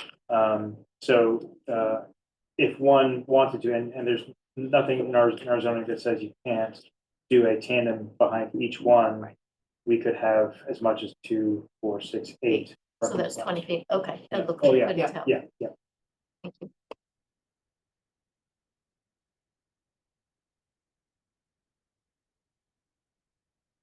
and then my personal response in terms of fire access, the building exists today. And thus, if this isn't a increase in footprint, and so, I don't know what would, Well- you know, I don't think it's within our purview to ask the building, nor would people be very happy with us if we asked the portion of the building to come down. So I think the fire access is kind of moot, and there is the right of way. Right Well, my there. concern with the fire access was because we're changing uses to now dwelling. Yeah. So we've had recent fires, so I want to make sure that the fire department has said they can cleanly get back there with their fire apparatus if needed. That was my question. And Mary, there are a number of things just to address what will have to happen with the building. First of all, if you add a residential use to an existing building, the building must be sprinkled. So that's the first thing, which is great.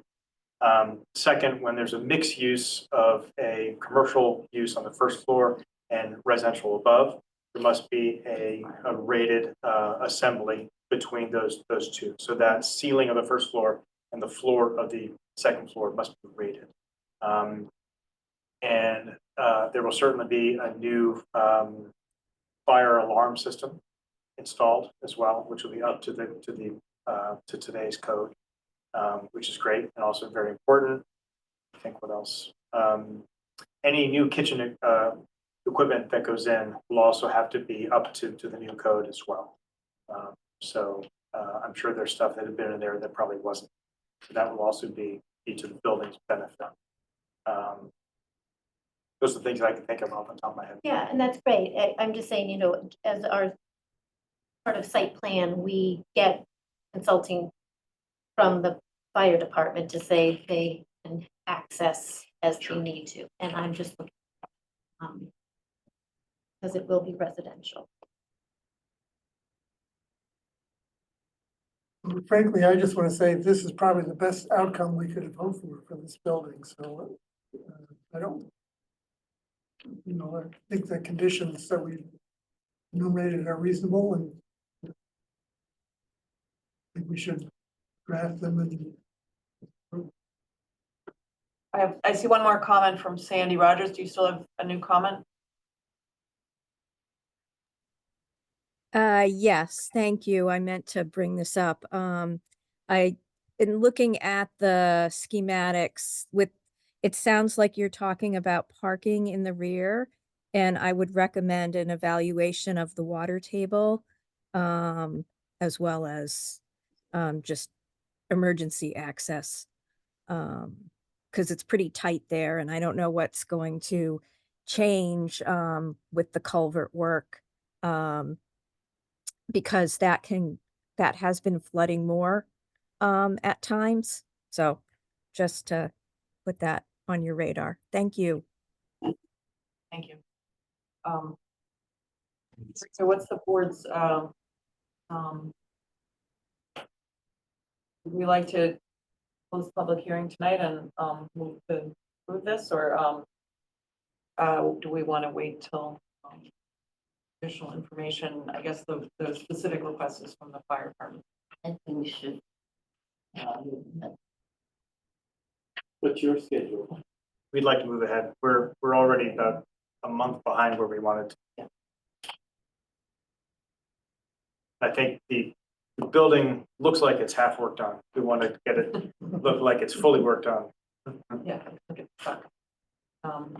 Mark, do you think we have enough Yeah, information to go I on think tonight? you have plenty of information to go on. I think, as what usually happens if a department has concern, usually you hear from them about what Yeah. their concerns are. I think in this I case. talked to him.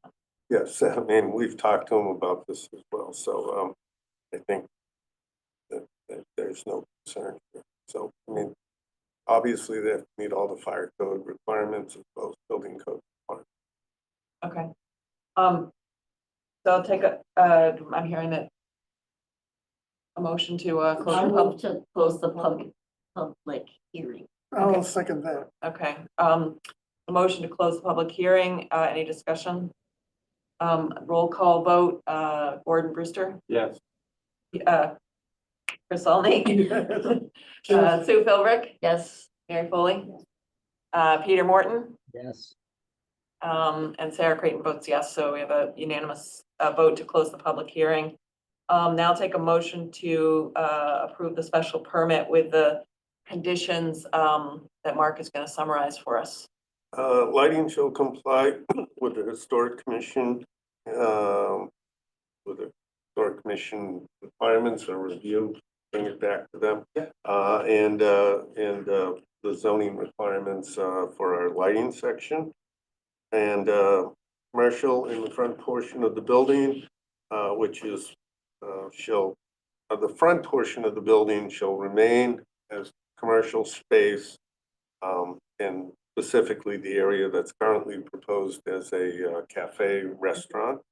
And that the board finds that the parking requirement is less than the previous use, and notes that the site can accommodate 5 paid spaces in the rear of the property. Any other conditions? Can I just, excuse me, because I think John brought this up about the signage. Do we need to put a similar condition on the signage as we did the lighting? That is just, Yes, I think that's a good suggestion, Peter. Thank you. There are sign bylaws, but I think the historic commission would like to weigh in on the sign. Good suggestion. Thank you. Any other conditions or concerns? All right, I'll take do we have a motion to? Sure, I'll move that we approve the special permit as requested with the conditions outlined by Mark. Second. Okay, any other discussion? I'll take a roll call vote. Gordon? Yes. Chris? Yes. Sue? Yes. Mary? Peter? yes. Sarah votes yes. Great, thank you. Thank you guys very much. Okay, Appreciate it. you'll get a decision. Very good. Thank you Okay, all. good, thank Thanks, you John. for your patience on this, and Great presentation. Yeah. Thank you. thank you to Ed as well. Great, okay, Bill of what's to do tonight? What? Should say thank you. Thank you very much, everyone. Thank you. Yeah, thanks. Okay. Okay, got our meeting back. So we have a number of zoning that we've been talking about for the spring town meeting or for future town meetings. So we're gonna work through these in the order. Oh, well, if you have enough for everybody, that would be easier than. These are copies of everything. Yeah. These copies of everything? Yes. Okay, great. Need one? So maybe easier to, Okay, that's great. yeah. So the first one, is the, establishment of associate members. So the background for people, is that, state law allows planning boards to have associate members who vote on special permits, or special permits and site plan review. There's a little bit of a lack of clarity in the state statute about that, but, take, for example, tonight, and a special permit requires 5 affirmative votes. And in order to see special permits, in a timely way, we need to make sure we have, really 5, 6, or 7 members who can review the permit and act on it in a timely way. And sometimes people are sick. Thank you for coming tonight, Peter. And, you know, Laura's out sick tonight. And that is difficult for applicants. And sometimes when these go, several nights in, because they're complicated, people have other obligations, and, it can jeopardize both the town's interests and an applicant's interests.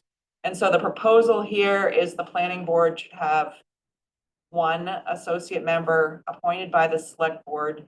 The associate member's term shall run for 1 year, and the chairman of the board may designate the associate member to sit for the purpose of acting on any application before the board in the case of absences, inability to act, or conflict of interest on the part of any regular member of the board, and or in the event of a vacancy. So that's the proposal. Sue. So I think it's essential that we have at least 1 associate member. I would like to see 2. As the planning board's liaison on the CBA, I mean, they only have 5 members and they have 2 associate members, and they use them, you know, all the time. So, and I would also like to see the term be 2 years rather than 1. I just think in order to meet our goal of making things run smoothly for applicants and the town, it would be great to have 2, and their terms could be 2 years. I would say, I would agree with both those things, and they could be staggered. Staggered is a good idea. 2 years, 2. So what would be the commitment of the individuals? Would they have to show up at every meeting? Their commitment would be when called, you know, tonight we don't have a quorum, or tonight we don't have enough people to act on we're hearing a special permit. So I think that they would be invited to come to them. I would Of think course. that, I think they would need Yes, to be here so that regularly. they're aware of what's going on, they're up to Right. speed with everything. But if we're talking about zoning changes, they don't necessarily need to move, their obligation would be when actually designated for a particular Okay. matter. We would, So hope they would that be they would- called upon when needed versus. just- right, we'd say, we have a Need to be special here. permit tonight. I think they would sit for special permit site plan review, because particularly those things that are gonna go a number of nights, like self-signaling. Yeah. You know, and the other thing I'm gonna say is that there's a lot of pressure, we're volunteers. And, you know, we've had to take, you know, self-signaling, people participated from airports and boats and other things to try to make sure that we had the requisite number of people at the requisite number of meetings. So, And when we voted, I think we were 1 short, right, 1 member short when we actually took the no, vote. we were 5, we had 5. 5, Yeah. 2 members short. I Yeah. mean, So, so yeah, that's a good example. I only have one point. Currently, when there's a vacancy on the planning board, a new member is selected jointly by the select board and the planning board. And I think that should be the case here as well. okay. I was gonna suggest we take out the vacancy, because there's another process for vacancies. Oh, I'm not suggesting it be in here. Yeah, it's in I'm here, just- it's in this draft. So I think we don't want it in there here because there's a process for filling a vacancy. Which Where is it? It's at the end. Or in the Yeah, I event see of a it. I vacancy. missed that. So I don't think we want that. because there is already a regular member of the board, so strike that, Okay. Yeah. okay?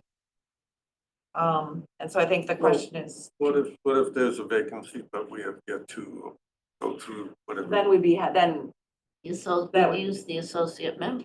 yeah, for to rule on Okay, all right. a, yeah,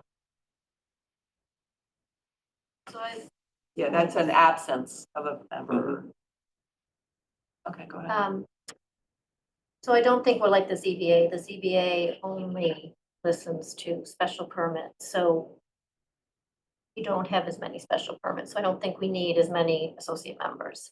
And then my other question would be about the select board appointing the associate member that's gonna decide on a special permit that an elected planning board member would do. It seems kind of a conflict of powers here, that it would be the planning board that appoints an associate member, in my opinion. The ZBA is not an elected board, so they have associate members, and I know for mass law, the planning board can have associate members. But, you know, we're really elected to do this, and it's gonna be in a rare case that we can't, so, those are my thoughts. Okay, so we have the number, the appointing, and the duration, and the term. Those are really the issues. I have a strong feeling about. I Question is what- felt that the reason why I proposed it this way, Yeah. I'll explain and then Okay, go ahead. maybe that'll help a little bit. So I felt that the number of special permits that we have is relatively small. And most of them are for something relatively simple, although it may take a couple, 2-3 meetings.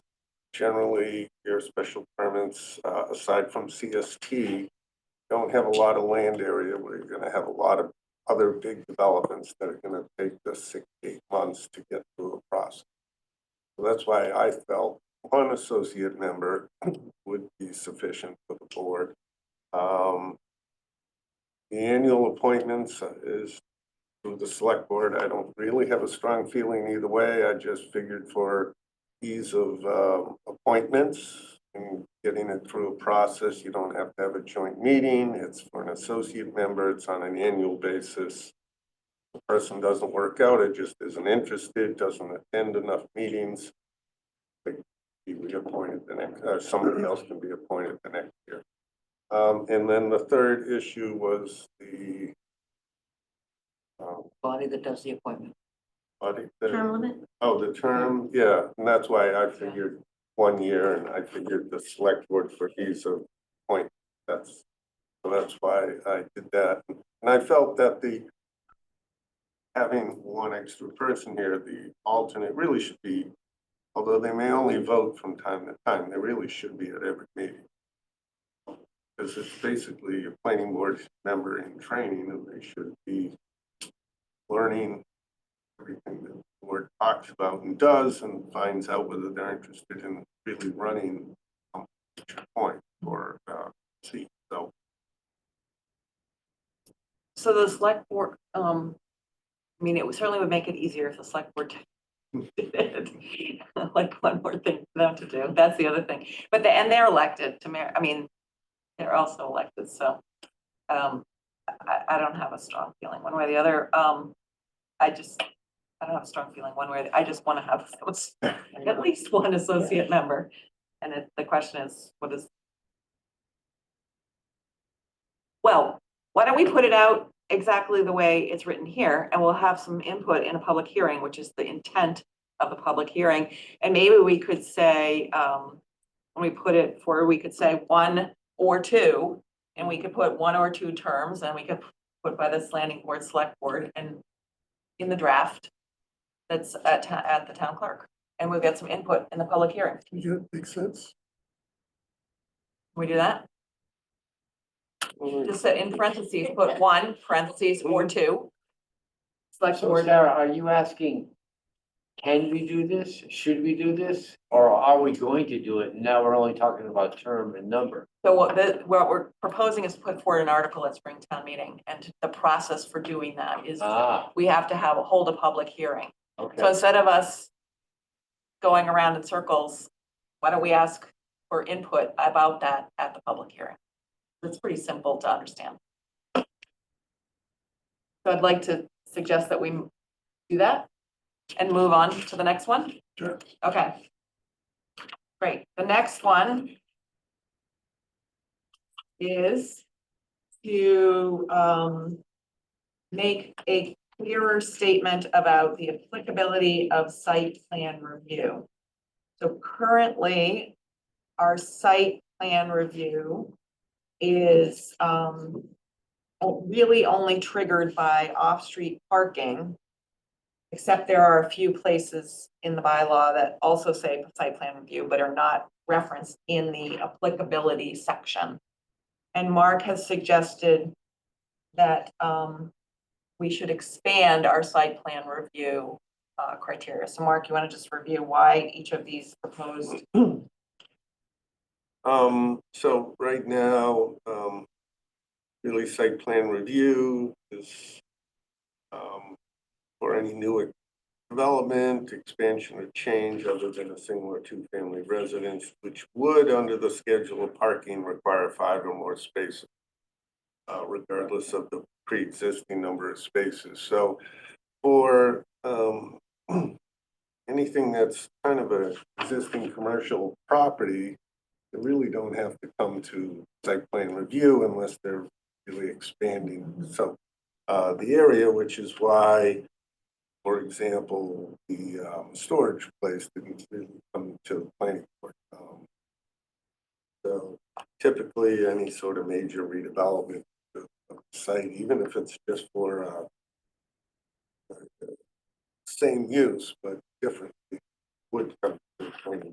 So I basically went through and noted the various types of site plan review criteria that you typically see that's worked well in other communities.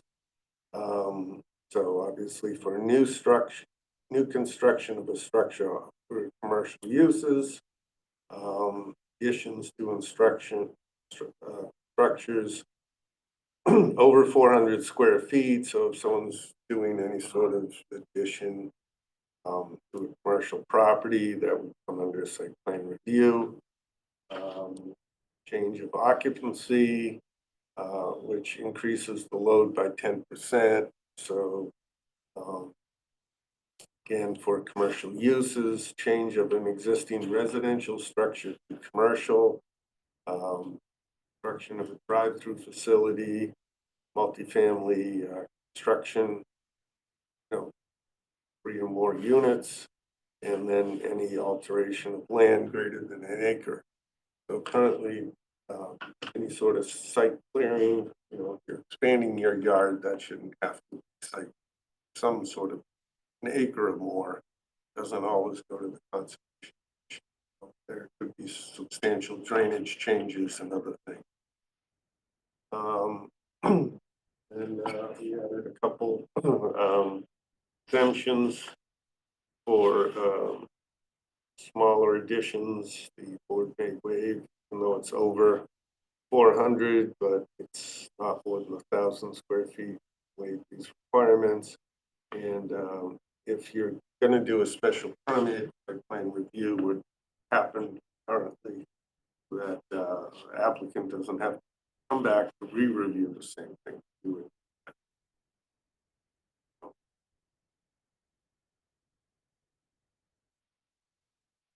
Okay. I think it's good. Has town council taken a look at this? No, after tonight, So I went through the bylaw and did a search for site plan review and found that there are several instances where we actually require site plan review, which are not listed in 12.6. And I think that is, we can list, those are in the addition of any new accessory use to the principal use where addition exceeds the threshold in 12.6, allowed use in the LCD, offices within a single building of not more than 3 medical doctors, marijuana businesses, and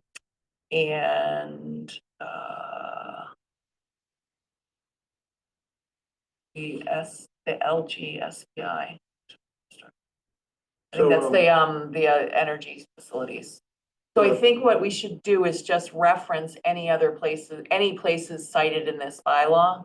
So I was thinking of number 8, where otherwise required by By the zoning zoning bylaw. bylaw, because what happens sometimes is we get also citizens petitions in the future that require site plan review. And certainly the multifamily, the 3A districts require site plan review. There's also the Dover Amendment stuff. Yeah. So let's Mhm. put any other places listed in this bylaw as another. We would definitely want on all of these get town council Yes. review Yes. prior to the. Mhm. They may have some suggestions. Yeah. So is the construction of any drive-through facility in there just because it's in our use table? Yes, number 5. And on number 4, does it make any sense to add, so it says a change in use of an existing residential structure to commercial use in District G or the LCD, since those are the only 2 districts that allow commercial, correct? There are there commercial are- uses, existing ones that are out there. Right. Like on Summer Street. I wouldn't, because what if you change something to allow Right. some certain commercial use in the residential district? We may want to have a review of that. Gas station. You know, Yeah. my neighborhood. Oh, what? Things like that. Oh, so I'll just raise it here and feel the wrath, and then we can discuss it in my ADU section as well. I've looked at a lot of towns' proposed ADU bylaws, and surprisingly, for the by right, a lot of them are asking for site plan review. To make sure that the ADU isn't, in front of the primary building or, all sorts of things. So it's a topic to discuss if we would, although it's by right, they're asking for site plan review. I see merit in that, but.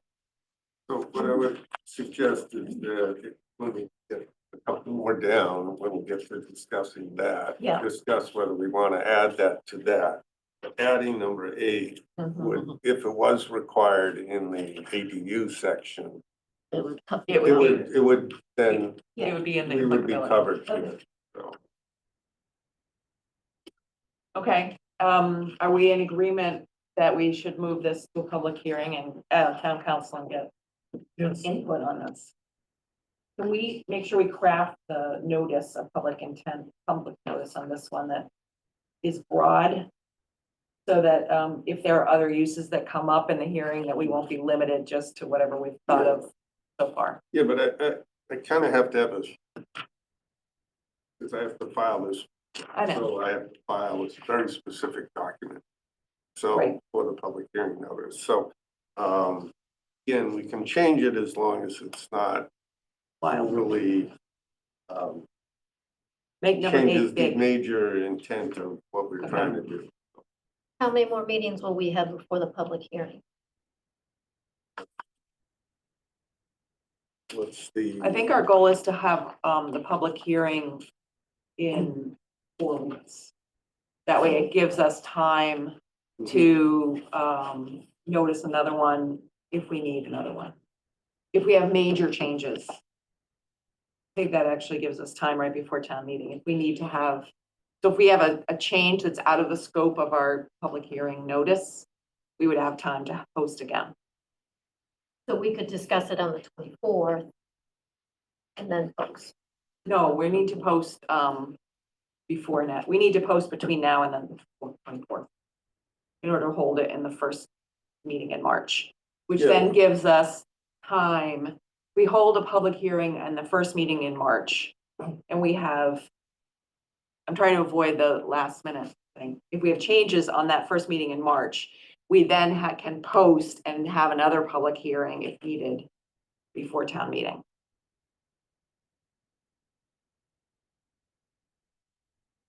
I've looked at it. Our first meeting in March is March 10th, I think. 10th. Yeah. Okay, let's go on to the zoning introduction. Mark, I'm gonna let you. So basically, as we discovered earlier, that obviously now a change in the statute that doesn't require 2/3 vote for certain zoning articles, and this does require 2/3. But in reading through this, what this is really an information sheet about zoning. And although it's pretty detailed and it includes a lot of good information, it really doesn't need to be in the zoning bylaw itself. And I think what it should be is it should be like an information sheet that's posted to the town website, so that if people have questions about zoning bylaw and want to learn about it, they Then it can read be this. amended without going to town meeting. Yes, exactly. So we could edit this and then put it on the planning board website for information about zoning. So that's the recommendation, Mark's recommendation is we delete it. Delete the whole And that thing. we ask town council for, obviously, for. Yeah, Wow. Could we have some introduction of like, here's our zoning bylaws? I mean, something? Well, I think this Well, would be yeah. a background piece that when we can modify when Title V changes to Title VI and whatever the other codes are. I think it's a great idea. But, So that we don't have to go back to town meeting meeting. every time, simply to. let's get, I would say we get town council's Yeah. advice on it. The one, there is the date of when, zoning was adopted, might need to be in our introduction, because that's sometimes a date that's important. But Yeah, I think that asking, still could be in background. I think asking town council is a good idea. At So- that point, just more baggage. If we can It's a just- radical idea. It's easy to understand. It's Okay, removing a whole so we're moving, page, the- two that whole was pretty easy. pages. Okay, let's, now we get to some, less, easy things. So, the next topic we're gonna talk about is accessory dwelling units. Oh, so does the board want to move this forward to a public hearing as I think well? what we want to do on this one is, yes, but let's get town council's input. Yeah, well, I'll get town Yeah. council's input on everything, so that at the public hearing, we can Yep. read the comments as Right. well. Not knowing all the import of all that elimination, what that means. What does it mean, Mark? You're eliminating a bunch of stuff here. Yeah, But but it's not- I don't wanna go through it item by item, but yes, but this is really an explanation of various parts of the zoning, as well as various It's other state laws. It's educational, not regulatory. Exactly, and your zoning is a regulatory document, so you have the purpose, explains why you have it, and then you have the regulations.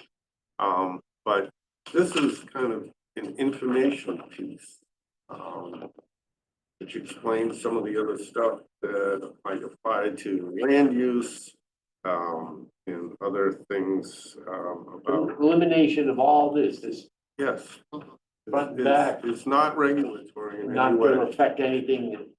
No. Right. So there is a purpose section in the bylaw, which does say what zoning, what we're trying to achieve with zoning. So I mean, from the standpoint of trying to help people that don't look at this stuff all the time, like we do, I think I mean, I'm fine either way, but I think, it does help people to understand, that variances lapse within a year, special permits lapse within 2, people don't know where to go to find that stuff. I mean, we do, but they don't. So if we could do an introduction that, listed the law and maybe the few quick sections and they could look, but I do think a lot of residents are blind because they don't know how to look these. But can we make an introduction that is not regulatory? I think that's. Yeah. Doesn't have to be Yeah. voted on in town meeting Right, every to time change you a want word. to change the.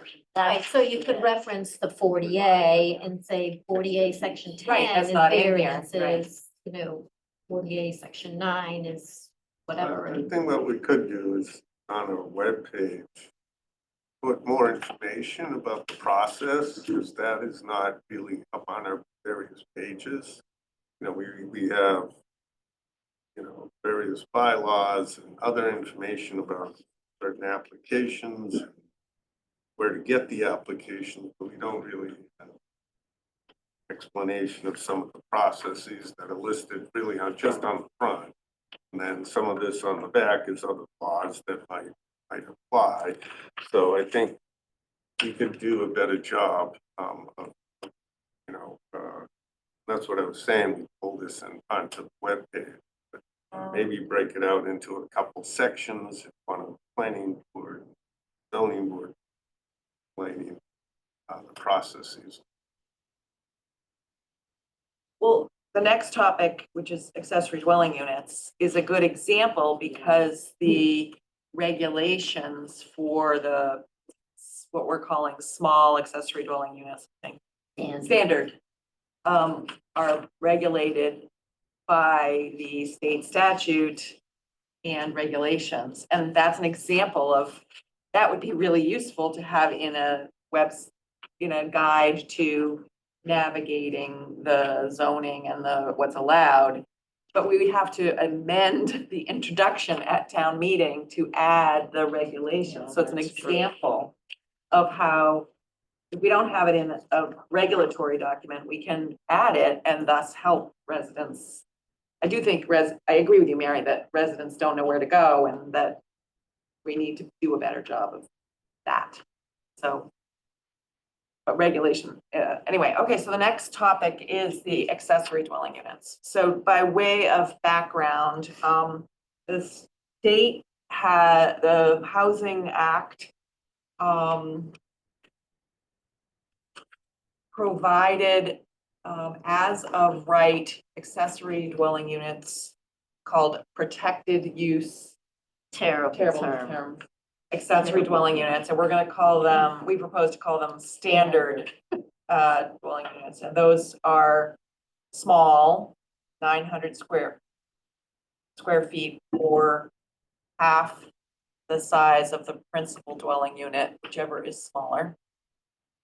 And that law went into effect February 2nd, regardless of whether we have it in our zoning or not. And without any, and we are able to regulate those small standard units marginally, I guess is, there are, so Mark took, oh, and the other thing is that an article to provide some marginal regulations on them would only require a 50% vote at town meeting, which is why we propose it as 2 articles. We'll come to the second one in a minute.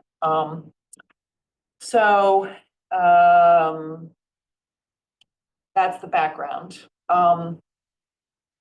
And I think we would reference the state regulations. And the proposal here is that they would be, we remove it. The other part of this is to remove the existing accessory dwelling unit language that we currently have to kind of align standard, which are those that are under 900 square feet, with the second proposal, which is larger.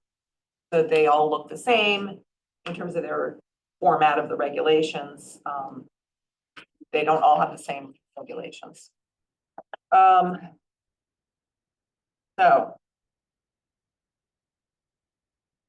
The accessory dwelling units would be allowed in any district where single-family houses are allowed. And that's what the law is. That's We what the don't law have is. any Right. choice.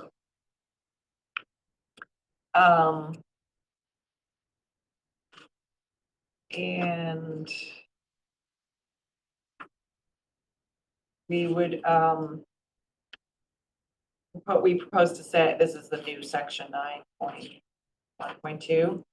Only one accessory dwelling unit from standard unit, I'm talking about here. Oh, yeah. We need to put standard in here, Mark. Right. Yep. Well, no, because this applies to all accessory dwelling units. So if we pass You're the right. second You're right. one, Yep. which is the larger one. okay, Right. yeah, You that's want true. this to apply as well. Okay, good. So that accessory dwelling units is one in a lot for structure. They shall not be permitted on two-family or multifamily properties. That is a gray area in the for the protected use ADUs in the regulations. But we would like We- to have it if we can. So we'll try. Well, didn't the new ones kind of clarify that a little? No, Seems no. to me, they took out that other definition. But they don't say that it's allowed only in single family. So they don't say it's, yeah, they don't say it's, can't do this, they don't say you can't. So, We're based gonna- on kind of maybe what they had before, people are wondering if it's gray. My opinion is, we'll see what council says, is that if it's not, if the law doesn't not let us do this, then We we should can, do then it, we can right. do this. And so that's my opinion, that the state law is generally strict. Yeah, I mean, I'll just say the 4 other towns that I've looked at, they're proposed, all have it just in single family. Yeah. So they That's have their something like this. Yeah, That's but- not permitted on two-family or multi-family property. Yes, but this doesn't match page 1 table that you want to add. That's for standard. Yeah, we You just said, these That's- regulations are for everything, right? Yeah, so yes, these would apply to the standard size, and if we have any votes to have larger ones by special permit, these would also apply to those as well. So then I'm just saying on the first page, the table isn't, Which, the Use, one that says add to section 4.2. why is there not? why is that incorrect? Because you would put ends in D1, D2, and G. No, but you could No. have it in If you had a single family, it could be a single family. If it's a single family home in D1 or D2, then it's allowed by right. Oh, what I'm saying, what towns are doing in single family districts. All of our districts except the LCD are single family The districts. single family district by the regulations is defined as a place where a single family home is allowed. Right, that's how the first draft read, and then the second draft, at least from my reading, changed it, I but don't think so. they took out that other, I didn't bring the other paper, they took out that not clear definition. Okay, well, we'll get council. Yeah, well, definitely. I mean, if that's true, that's great. Yeah. So yeah, so just to clarify, the question is, it is unclear if we can restrict this to only single family home dwellings, primary dwelling. Or whether the accessory dwelling units are allowed in a two-family. Or a three-family.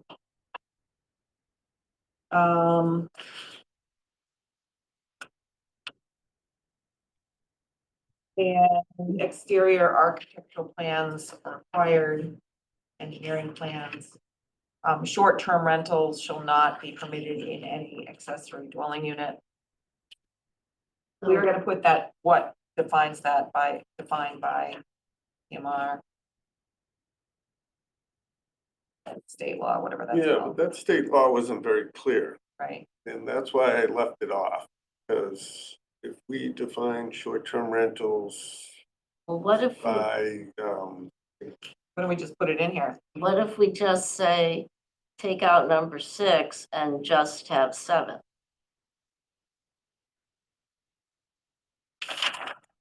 I'll change the. I thought, let's see, I think keep them both.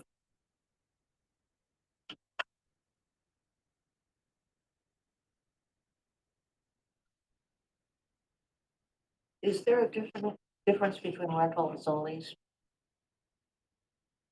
not really, I just thought it'd be good to be extra clear. If there's a difference between what and what? Rentals and lease.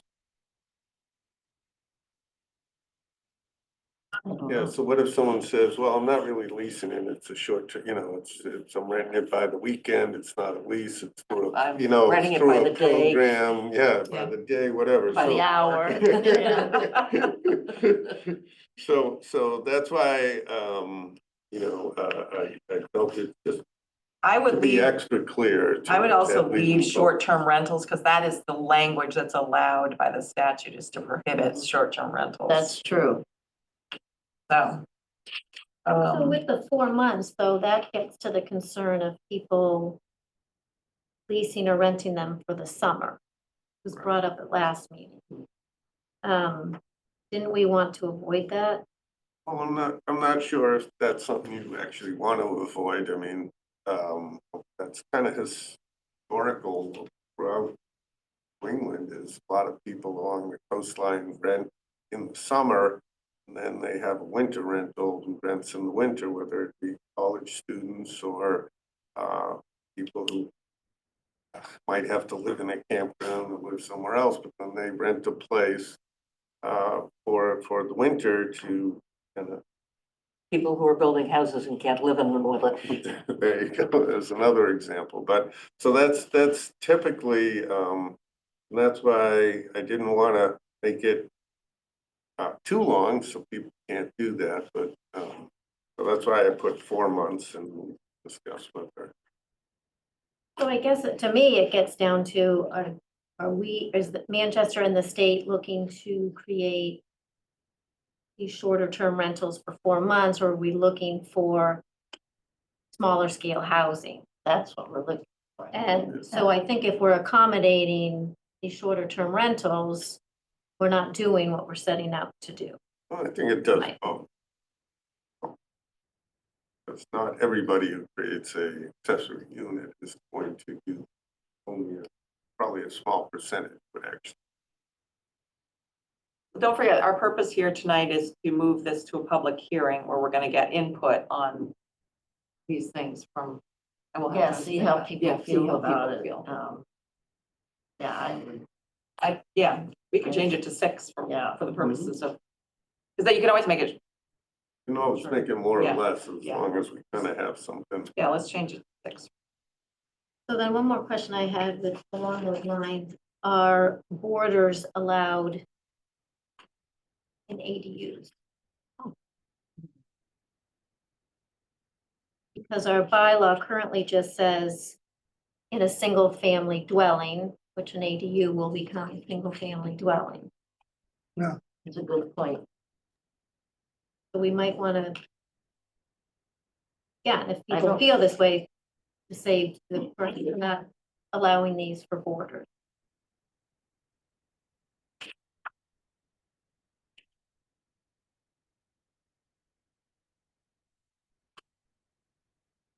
Oh, that's so- Well, it's only allowed in a single family dwelling. This is not that.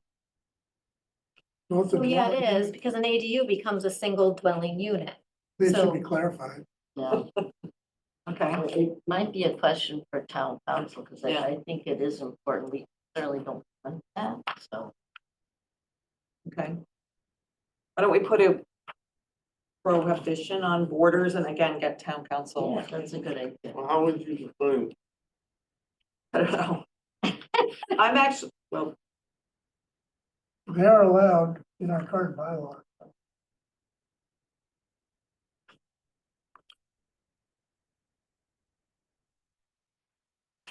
So one of the thoughts I'm having is that we'll probably need to hold 2 public hearings. We may not, this one may not be ready. Or we may need to get town council's input on a number of these things. And we'll have the public hearing for this on the 2nd meeting in March, which should still be time to get it to the warrant. Right? We need to check that. That's the issue. It might not be enough time. That's the issue.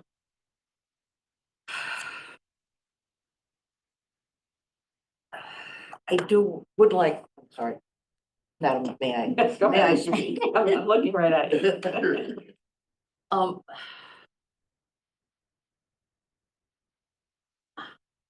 I would like to have something that says that you can't use ADUs as short-term rentals.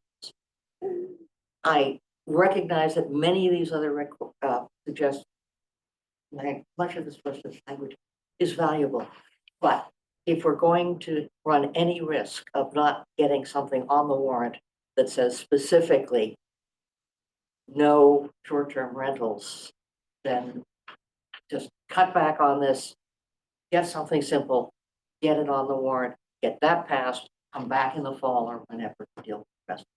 So if you can't get this in shape that you're willing to have it on the first hearing, come up with Come up something. with a addition to somewhere that says short-term rentals are not allowed in ADUs. That's a good suggestion. So I would say that the changes we're discussing of the language are minor.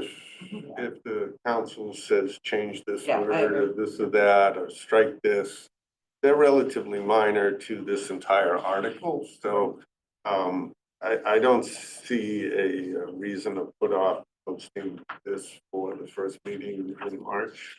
Okay. The other thing, Anne, is that there are some really important things with these protected use ADUs. That they must comply with floodplain and groundwater surface. That's allowed in the regulations, we think. Yes.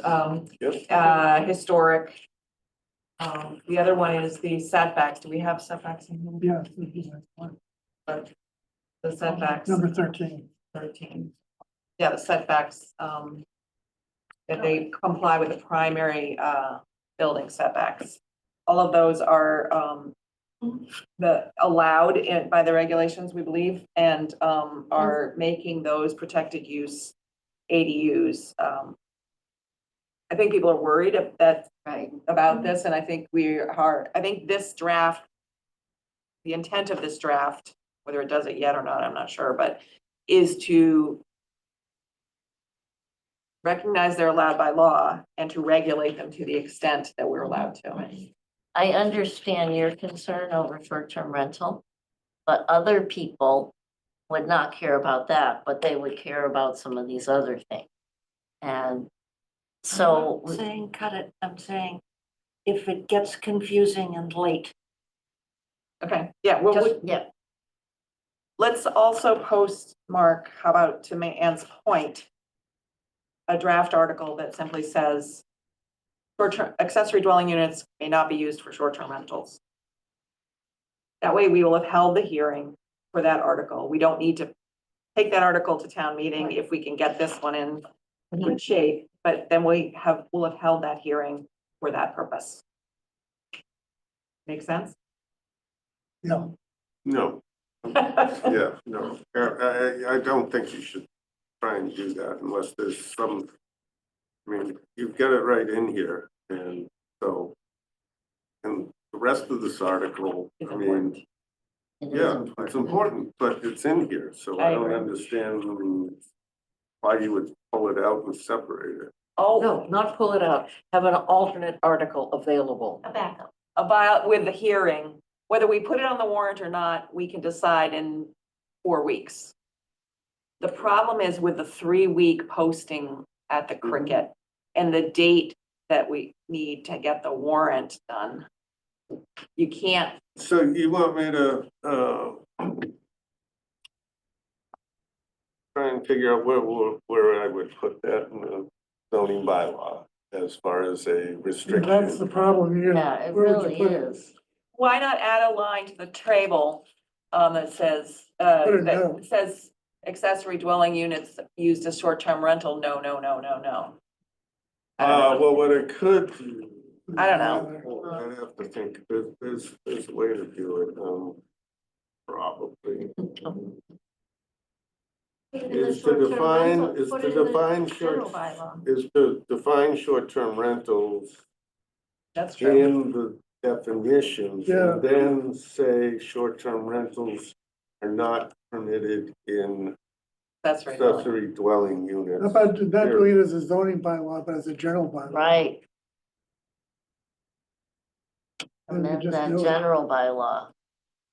Well, I know that there was some discussion, Greg, about it, changing your general bylaw. The But I don't know general where that bylaw on stands. short-term rentals. has problems. Okay. So, but that can't be changed. See, you're trying to do your thing here. No kidding. We want you to do our thing there. Okay.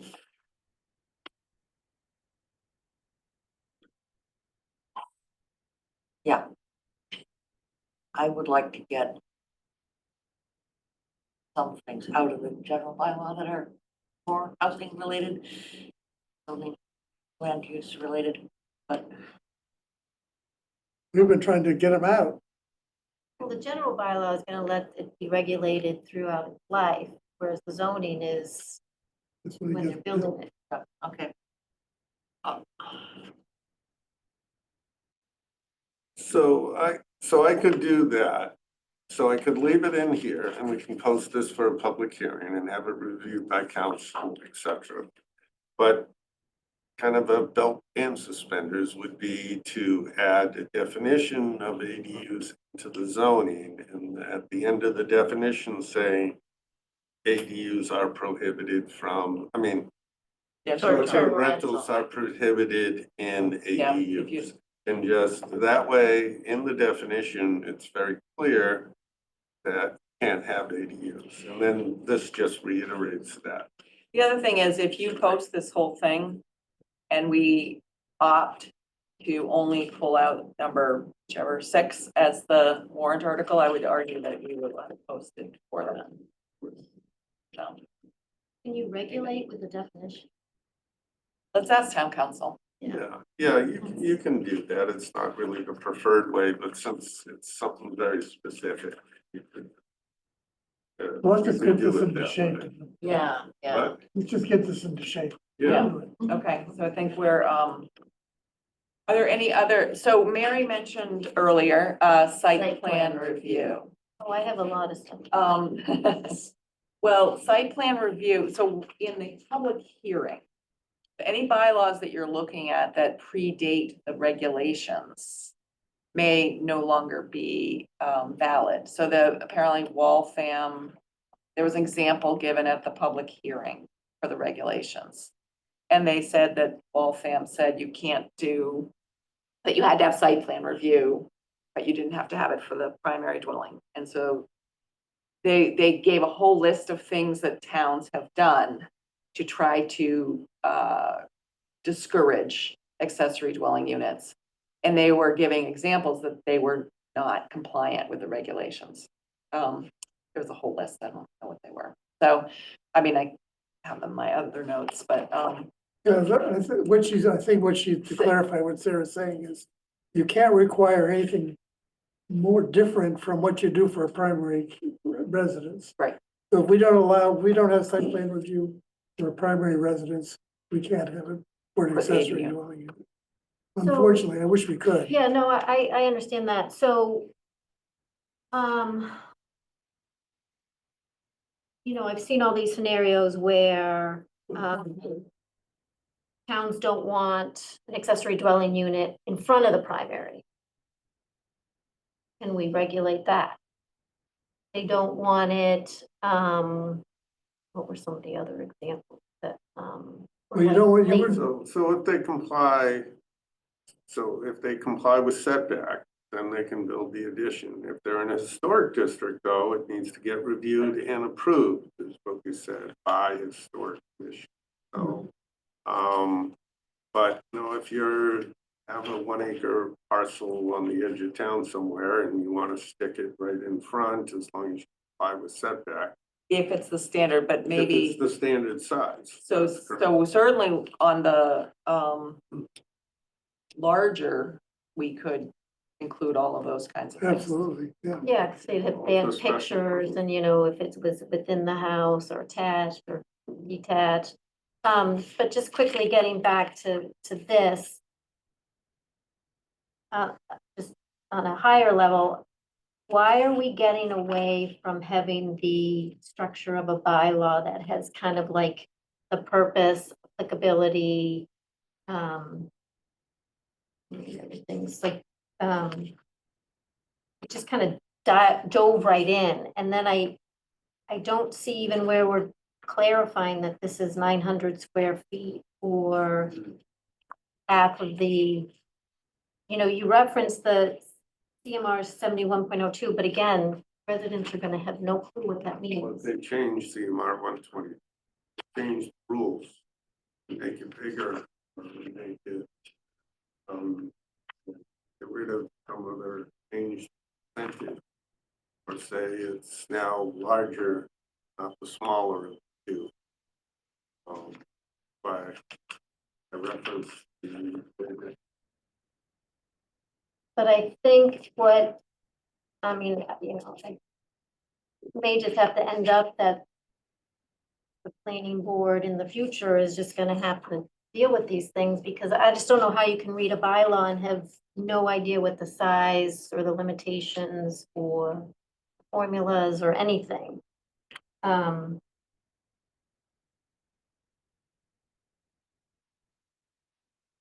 You know, you can reference both, but I think we have to say that it's 900 square feet or half of the primary dwelling unit, whichever is less. you don't have to, I mean, board's choice, but they want to put that forth. I think Mary's right. I think we should say what the state law says. Yeah. And I also think that instead of calling them accessory units standard, we should call them standard accessory dwelling unit. Very confusing to see accessory dwelling units large. SADS, standard accessory dwelling, SAD is, yeah. I'm sorry, it's getting. No, that's good. So that, and I just throw some things out and you can either, so, so is it clear enough that this is complying with the primary building requirements for setbacks and lot coverage? Yeah, number 13. Primary building we should setbacks, add what lot about coverage. lot, Probably should go lot coverage, but lot that's, coverage? it's there anyway, but you might as well say it. Well, yeah, because it's the maximum lot coverage allowed in the district. And dimensional requirement. Yep. Well, they can't be, oh yeah, never mind, yes. I would add about the borders, on line, number 8, I would be tempted to take out only, I would just say 1 parking space. I agree with you. Um,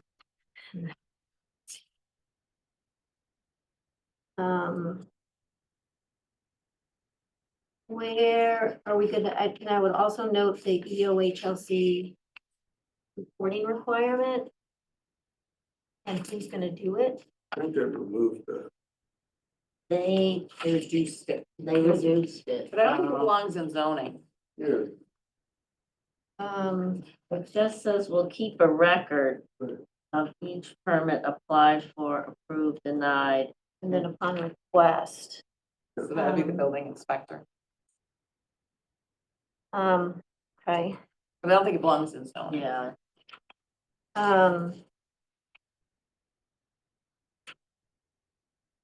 So if this is for all of them,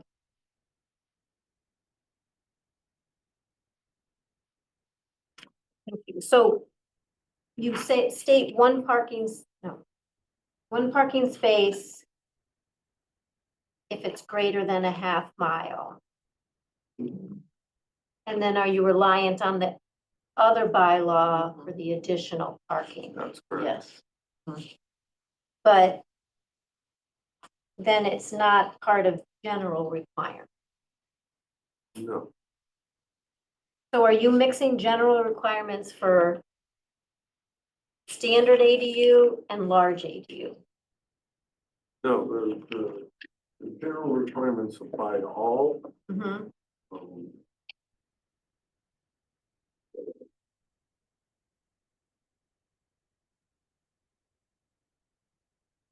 Are the 1 through 13?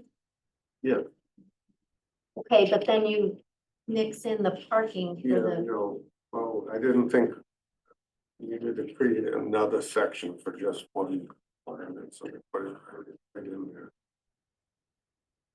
I'm just wondering if we can separate it somehow, because And then this makes it seem like there's only one space needed if you're further out than a half mile, but then the large ADU says you need 2. I mean, I don't. Yeah, I can add 9.1.3 and say use regulations for standard use and then have this one line. But that's all I'll have there. And then, next.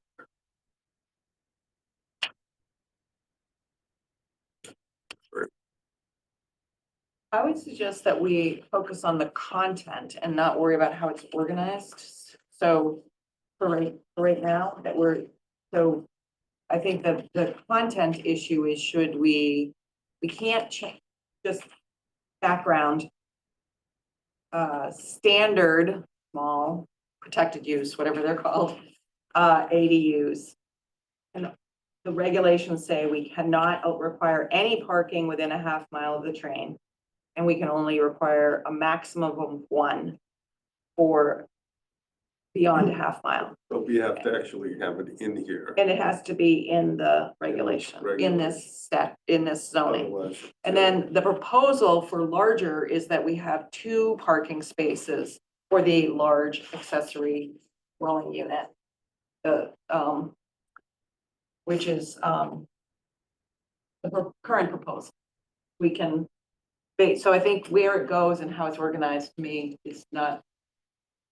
I think Mark with us a little bit, and then we're gonna send it to yeah, I mean, council. if you want, I can take that one item out and Put it have regulations for ADU standard, and I can move number 8. You could to probably here, put but if the dimensional only- requirements in that same general section, right? For the, Well, you want these dimensional requirements to apply to both, so you'd want to leave it in the first section. I just don't know whether there's anything else aside from this one thing related to parking that's specifically smaller. For the smaller ones. Yeah. The parking one, you have to say, or it's 0 everywhere. Could you just say, I can do that. Well, That's not a big deal, Mary. you know. Mary, it's easy. okay, I'll go on with my list. So ADU dwelling and single-family dwelling shall remain on same lot and shall not be divided into separate lots. Mhm. Should we clarify that, or is that a given somewhere else in our bylaw?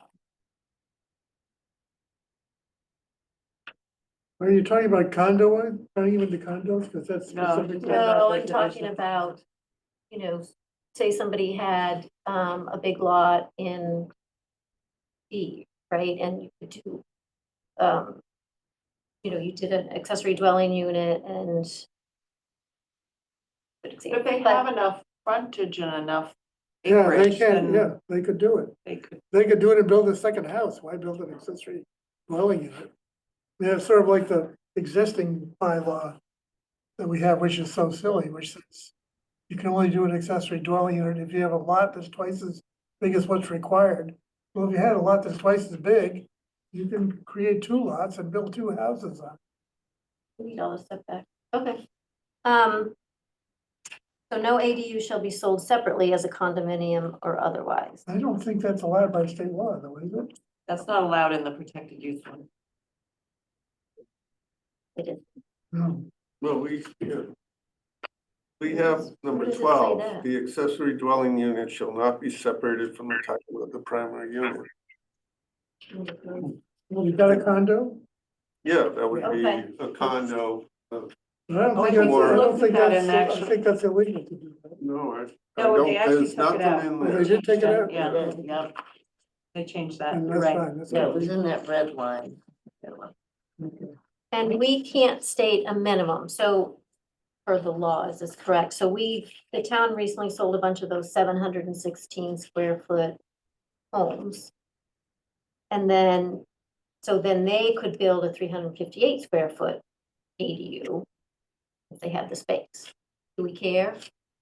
Well, I think we care, Care, but but the I- statute regulated says they it, huh? can do it. Okay. I don't know who'd want to live in something like that, but Do we have a height limit based on our accessory structure of 25 feet? The small ones can't be more restrictive than the primary dwelling. So for either, do we have a height restriction?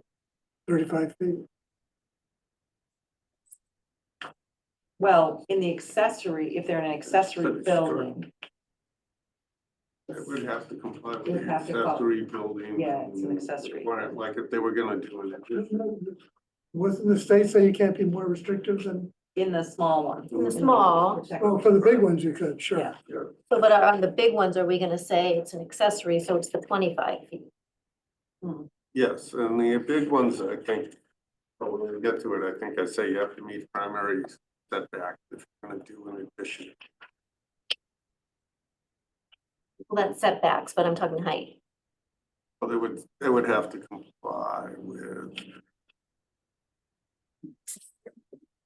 I just wanna make sure, So the way he handled it here is on the large accessory structure constructed after the town meeting date must comply with the primary building setback requirements for an accessory unit to be located within the structure. Oh, that's the setbacks. It doesn't deal with height. So the question is height. so yeah, so we have an accessory structure height limit of 25, so I'm just asking if that applies to ADUs. Yes. it would, because it's still an accessory structure. Um.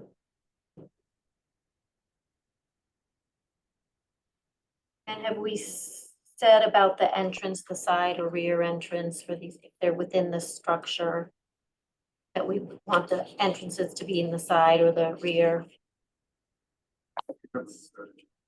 We should say that. We had that, we wrote that in the draft we had from before. Yeah. So I can, That's for the protected use? no, for the, No, for for the, the, Oh, you're jumping ahead.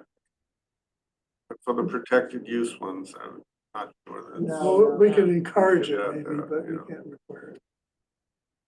And then we clarified, I believe, last meeting that if somebody wants to convert a garage or an existing unit, that it can only happen if that garage meets the setbacks for the, what would be for primary, correct?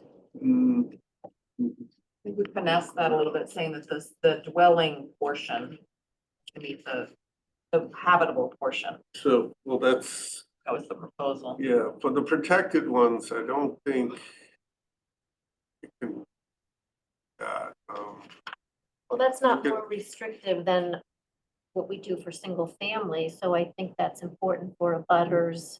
so you're saying if you have a garage, you want to convert the garage? Have to do what?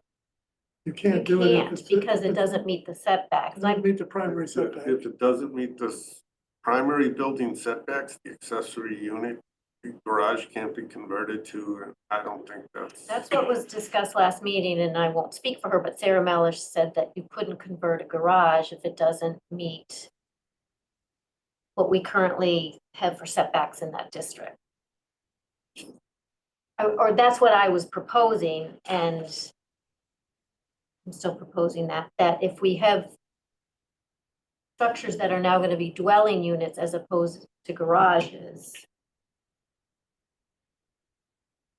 that for neighborhoods, abutters, that we would want to keep the You want setback. to say something like accessory structures that do not conform to setbacks are not permitted to be converted to an ADU?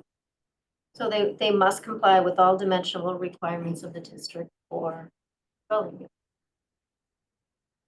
unit.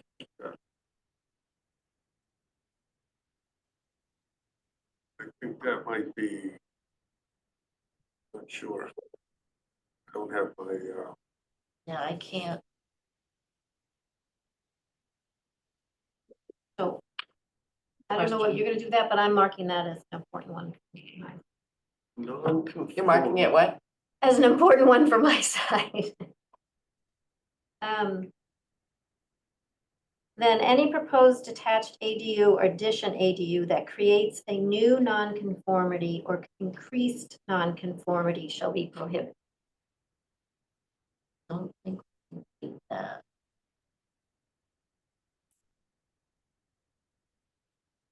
Didn't see anything about nonconformity. Because we can do it for single family, so.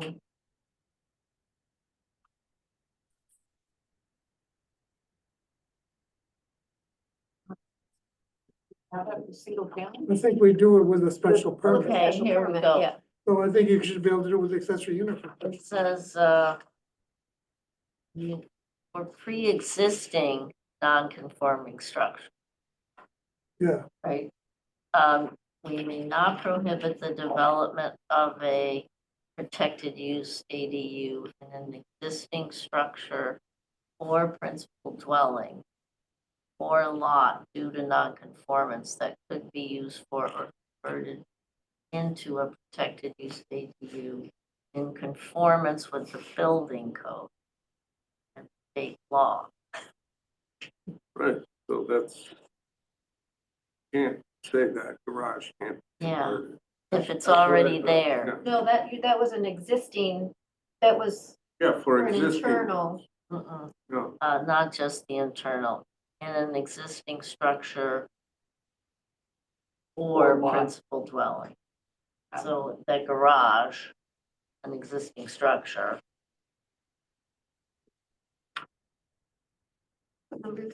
This is on the last page of regulation.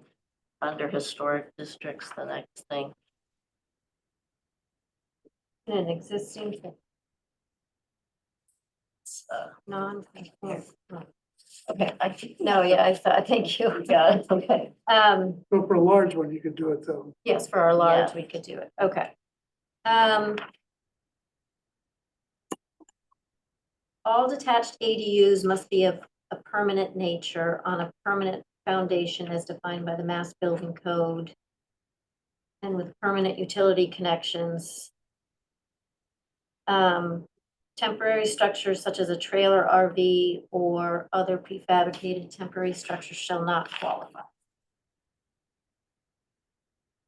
So that gets to, do we want, can somebody say, this trailer is now an ADU? Or can we put some, hey, if it's gonna be an ADU, and you can have it by right, it has to be affixed to the ground. I think that we can say that I because think they we can said, too. they said you can do modular homes, but you can't, but they didn't say that trailers were, they were silent on the mobile home. They actually made that a little more restrictive, Yeah. yeah. I think we could I try to think we say can say that. that. Yeah. It has to be, I may have to pare that language down, but can you send me Yeah. that language? Because I think where it wordy. references the building code, I think we can't regulate. everything has to- building code right. by zoning, but I think some of the other language. Yeah, it has to have I can modify that. Well, where we And I'm not have, coming up with this stuff, I'm just plucking it from other towns. but it is a That's a good one. concern. We don't want something like a camper van to become an ADU. Yeah, you don't want someone to stick a little breezeway and Yeah. call the camper van, yes, the ADU. Almost done. Once an ADU has been added, so 900 feet or larger, the ADU shall never be enlarged beyond the 900 feet or the other larger, that was Well, I think don't the regulations say if you want to enlarge it, you have to have a special, you can require a special permit? Yeah, that would kick off the special. Yeah, that would mean that it becomes a large one. Right. Do we want to say that in our bylaw, or are we relying that people are gonna go, or that I think the building planning boards inspector, 10 years from Yeah. now, which hopefully none of us are on, references back and or the Well, building inspector. or What we whomever. could say is something like, if you seek to expand, then it becomes subject to the regulations of or the, the large ADUs, whatever. If you build a 600 square foot one and then you want to expand it to 900 Yeah, square you can't- feet, that's still protected. Yeah, that's No, true. if your primary house is only 1,200 square Right. feet, well, yes, but so if you wanted to go larger on the 600, you would have to get a special. sure, in that case, but if you had a 2,000 square foot house. Yeah. Yeah, Well, maybe you're just simply saying any addition, any ADU that is going to exceed 900 square feet requires a special permit. Well, but again, That's- that's, you already that could be have- 600 you have square that feet. going in. I think that we're sort of covered on that. Yeah, and you don't want to say that because let's say this next section doesn't Right. pass. You're saying, referencing something that doesn't Right, exist. that's the So, problem. Yeah, I think that's kind of. I think the you don't point need is to say that people need to know that if they do the 900 or the 600 by right, they can't then a year from now just say, oh, I'm gonna add a few hundred feet onto it. I think when they come without- in for a building permit, they'll find that.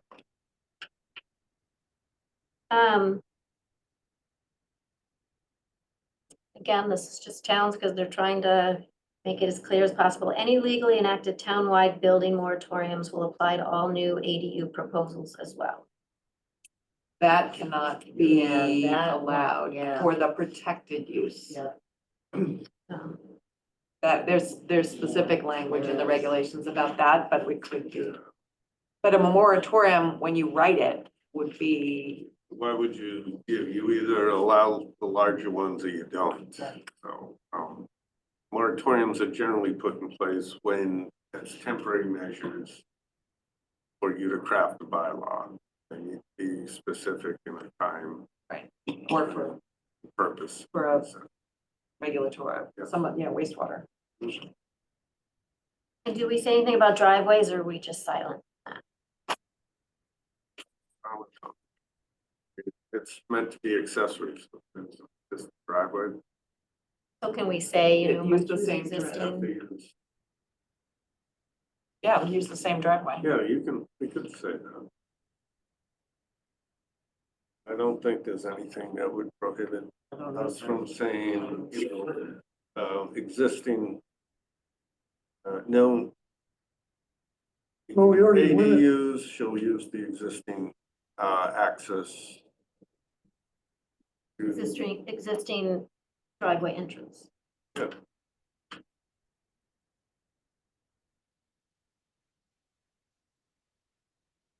Yeah. I don't see it.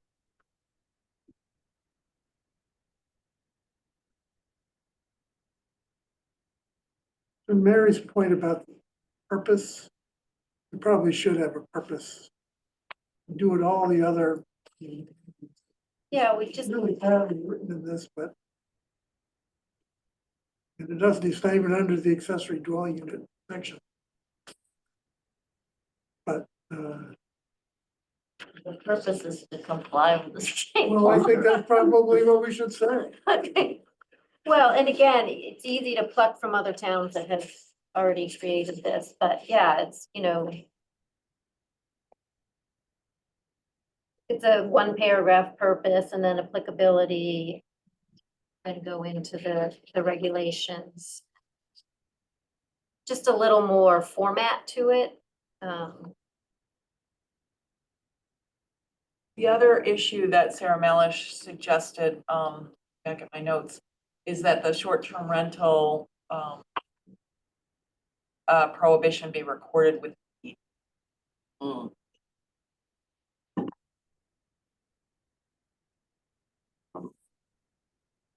I don't know. We can ask town council. No, the purposes that are in the existing bylaw, I've read it. Just that I those- think it's too, Too restrictive. Yeah. that purpose, Yeah. no, yeah. Why, what's?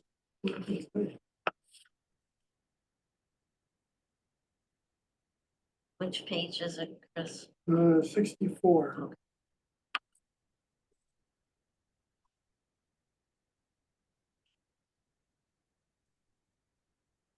Following all this, Peter? Yes, I am. I'm still here. It just seems like. So this is, 64. 9.1.1. Right.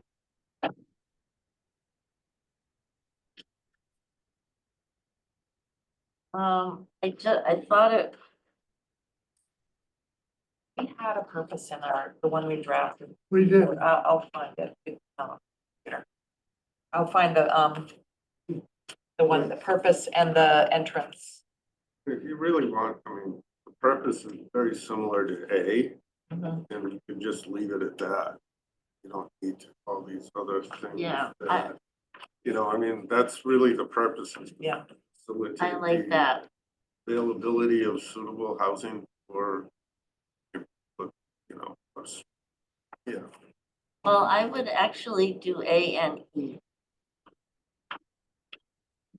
B. E. Let's say what they are. The purpose is to facilitate the availability of suitable private housing for moderate and low income, elderly and younger citizens of the town, while preserving the existing character of single family districts, and to ensure that all accessory dwelling units are created will comply with the building codes, health, safety, and fire regulations. Because people seem to be worried about that. Yeah. I mean, not that our bylaw, Does that. that's not what our zoning does. But I don't know. If we're gonna have A, we could have E, but I like having A. Yeah.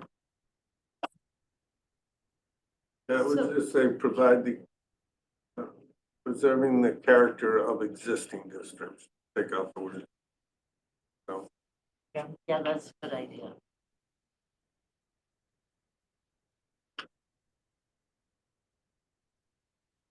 And of course, top line. yeah, rework that. Okay, so the next steps on this, these two are gonna be, rework them and the council. Post the public hearing. Post the public hearing. We Yeah. may have to do a second one for that, but we'll. Yeah, well, I mean, if these changes that we discussed are reasonably sufficient at the Yeah. public hearing with a few little tweaks. We can get input on some of these. then, Yeah. you know, and council doesn't have right large portions of it. And that your hearing should be sufficient, you know. If you want a whole second hearing, I would say have the final, hope to submit very definitive or final things to Yep. the select board. Then we can post maybe a public hearing, just double, Right. check our box for afterwards for early April for all of them. Just I think we remember, need to do a public meeting too, yeah. won't be able to really change. And are we it. all okay with the large ones being limited to 1,500? 1,500 is what we suggested, but.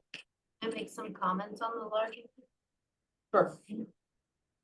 So, since we're removing our current accessory dwelling unit bylaws, replacing it, and we've had issues with our current accessory dwelling unit bylaw.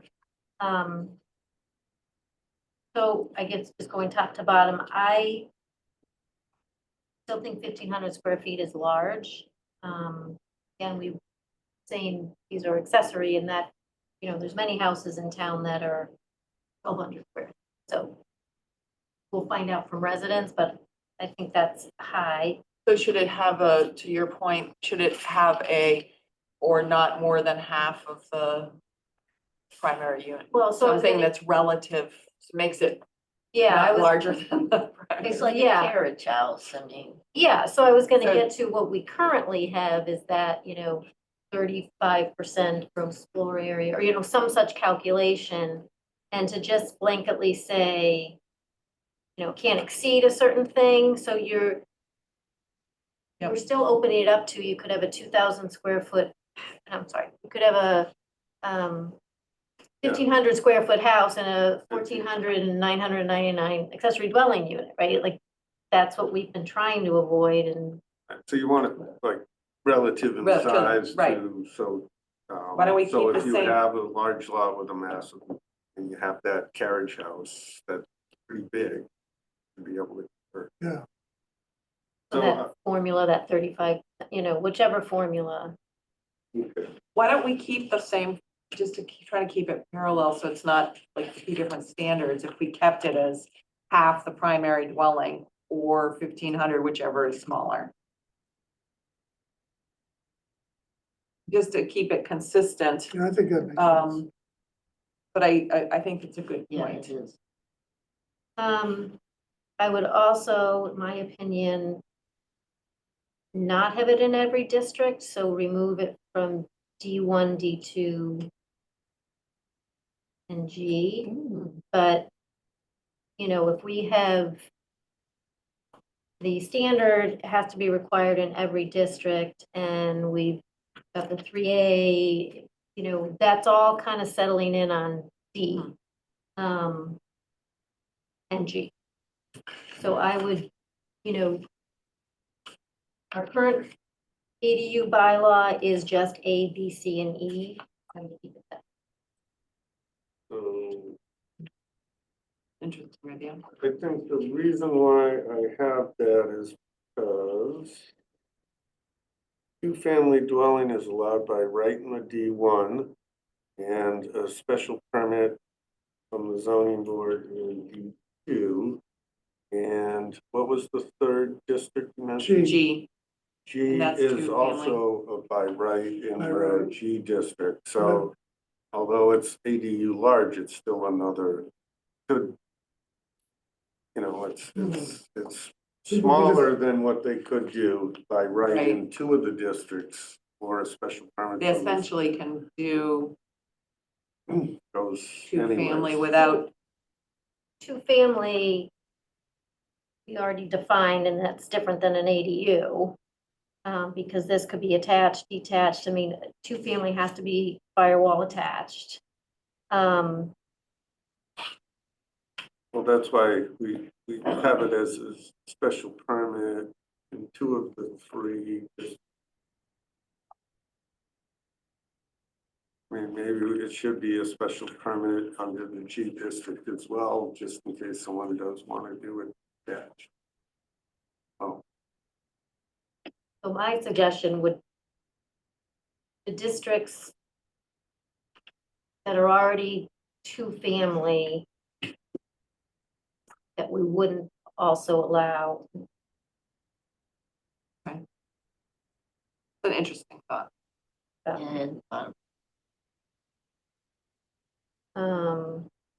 And then,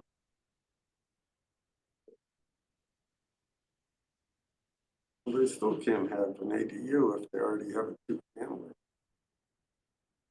The first part of the bylaw wouldn't allow that. it's just think about her- density in the districts, right? So, if you're allowing two-family by right, and somebody's got two-family, and then you're like, okay, now, now it's gonna not be a two-family, next door is gonna be a detached ADU that, you know, it's, I think we're mixing a lot of things into a already very dense area of town, and I think it would benefit to slow that down a little bit. Well, and then the standard ADU is allowed by right. So, Yeah, there's just so, large ones. so you're just saying the large ones. So Sarah Melish was Yeah. just talking about whatever one on Harbor Street or Central, Yeah. whichever one it was, but so just kind of Yeah, it's saying an that interesting thought. it's an area of town that's has a lot. Um, and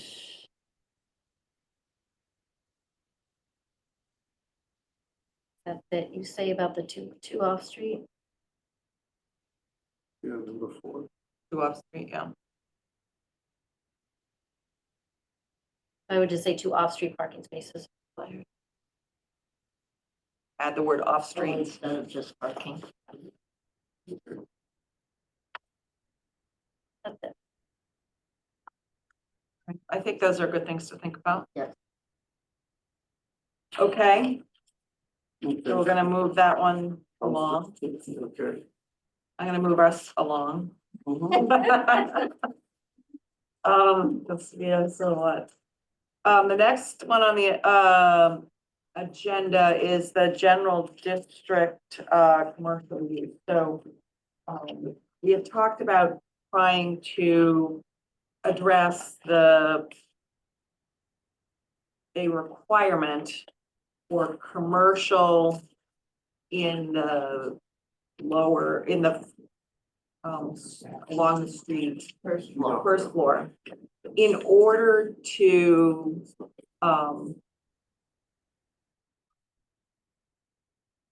respond to the needs that we heard in the MBTA zoning and create an opportunity for mixed use explicitly, not to try, to rein in the pressure for easily developing allowed 2-family with special permit 3-family in our downtown, which could potentially get rid of commercial property, commercial space along our streetscape. I think there's still a need, an opportunity to do that as well, but it's complicated. It's more complicated than ADU perhaps. How deep, how do you define mixed use? And it's my opinion that we don't have time to get something together for spring. Yeah.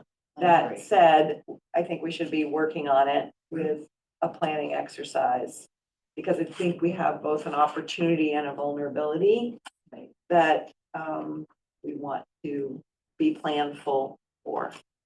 I think just get people thinking about it's an opportunity to make things better downtown, rather than an opportunity to, have wild development. I mean, we don't own the buildings downtown. I mean, one person owns quite a few.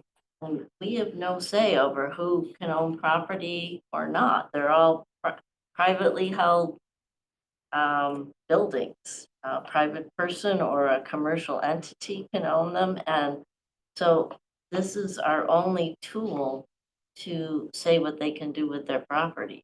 And we should try and figure out the tools we want to use to get to the result that, people want to have. Which sounded like not have every building converted to all residential. It has to be a balance, I think. I think people want a balance. Right, I They think don't- people assume that the existing commercial the bank, for Be example, there, will right? stay a bank or a commercial use, Right. and that may or may not be the Right. case. Just as an example. So, but I just don't think we have time. No. No, and in fact, it turns out it's probably a much bigger problem than the zoning can be part of a solution, but it's not the solution. And the solution is gonna require marketing by the brokers in town to attract businesses. It's gonna we have CST coming in, which is gonna have an impact, I think. Public improvements can be a big part of it. The downtown improvement committee can be, it's gotta be a partner in this They as well. definitely want to be part of Yeah, so I think that we just got one tool in this bigger toolbox that we have to coordinate with the other stakeholders. So Chris had found a model bylaw from Cape Cod, which we'll share around, and maybe we can take some time at a meeting to actually walk through this kind of interesting slideshow that raises a whole bunch of planning questions Yeah. in the abstract as a start. And then I know Mark is thinking about getting a planning grants to undertake this comprehensively. So those things are coming, but we're not gonna have that one. And I think that's my feeling, and we don't have a draft and. Yeah, it's a really, ideally, this is a long-term project, where we do a comprehensive look at the key Right. district. I guess my concern was that it's a long-term project with a near-term pressure, Yes. but Yeah. maybe less near than April is coming quickly. Okay, so let's move on from that. To us, I'm gonna take a moment. Sarah Pierce, you have your hand up? Yes, hi. Thank you so much for taking my comment. Sarah Pierce, 9 Front Street. I just wanted to say thank you for taking a pause for the long-term planning with the commercial and the residential in the downtown. We definitely have, as a resident, I can say it feels like there is a ton being put on Manchester's plate as far as development and our future. We have laws that we have to deal with. The 40A we have to deal with. The ADU by right we have to deal with. CST is approved and that's their own entity. We still have to deal with that, but that's 3 huge things right there. We have the 40B that's pending. We don't know what will happen with that, but I think what we have to deal with is incredibly important to pay attention to and use our time to figure out the finite pieces of whether ADUs are, 900 square feet. I would go at this point, if you have to make a decision, I would go with the minimum and then go from there because you can always add, but you can't take away. I am concerned with enforcement with all of this, who's overseeing this. We have one building inspector and multiple projects going on. I'm also concerned with infrastructure and how we're going to support all of this. So I really do applaud your board for taking a pause on the downtown commercial area. That's not something we have to do right now and really should take some time and think that through and do it the right way. So that's my comment. Thank you very much. Thank you. I guess my only response to that is we are gonna take it up because we worry that in the absence of rules, we'll get whatever we'll get. So we do want to think about what we want, but not tonight. But thank you. Okay, the last one on the agenda is floodplain. So this is another one that we have to do to bring forth to town meeting, or people won't be able to get flood insurance anymore. So the final version of this was sent around by the state for towns to modify, basically by putting in their town's information, referencing the correct flood zone districts, so on and so forth. So I've done that to the version here, meant to replace our existing 10.2. And this is very similar to a version that was reviewed. I went back into our old meeting packets. The last time it was discussed was in August of 23, and it was reviewed by council. And the board, I didn't go back to see how many meetings you talked about this, but It was reviewed by council in the state. So this is very similar. I believe the state's adjusted it a little bit since then, and I will again send it to council for final review. But this essentially, like the stormwater, is something that which was passed in the fall town meeting that we kind of have to put forth. You made any modifications from the model bylaw that are, or is there any discretion that we can take? Not really. There was a couple different sections were based on the community, our community. I had to reference certain things, but maps and but yeah, it's pretty much as given to us by the state. So, I do have to remove a few of the flood zones. I did get a confirmation that a few of these zones don't exist. So we have 5 zones and there are 7 or 8 zones listed in here. So I have to make a little adjustment to that. And it's been sent to the state to re-review. So, Okay. And I know one of the questions we had talked about at some length before is that this designates the inspector of buildings, to be the official floodplain administrator. Is that standard? Yes, I believe that's what our current bylaw says. Is there any other option? Town administrator could be conservation commissioner. could be- Yeah, I mean, apparently the town can designate anyone they choose. I don't know. I mean, that's the person who would Building make sense permits, to, right. because the person who issues building permit. So, At least we have one. We don't have a conservation. Right. Well, that's soon, that's our town administrator, so, yeah, well, we have a conservation agent starting tomorrow. So okay. just, but I would not designate the conservation agent because really is a building code issue. So many ways.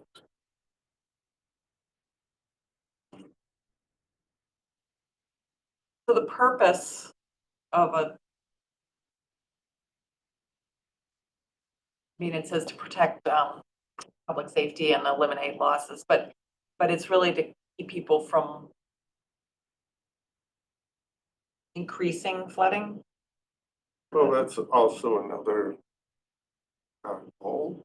The goal. You know, is obviously if you have land in a floodplain, for example, the back of 7 Central, that back portion is in the floodplain, that build a building there and displace the water, therefore increasing Somebody water else's on other flooding, right. properties. So that is one of the things that this would prohibit, just as if he was able to build there, he'd have to elevate the building to be above the floodplain. Things like he talked about the utilities in the basement need to be elevated above the flood elevation so that they don't get damaged in if there was flooding in the basement. So,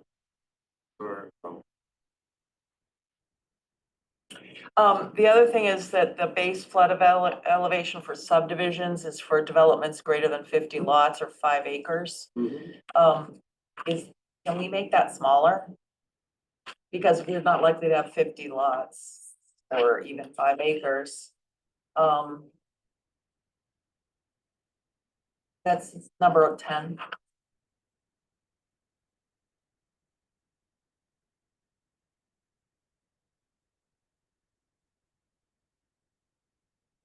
Can we make it 5 lots or?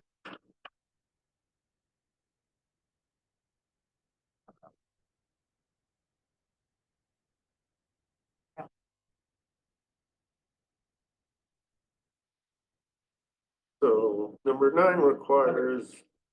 Number 10 says proposed subdivisions of Right. greater than 50 lots. must provide technical data to determine base elevations for each developable parcel. I think we should have that be 5 lots.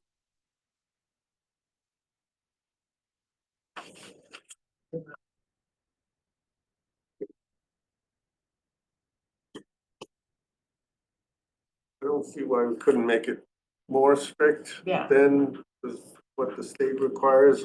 We couldn't make it less. Right.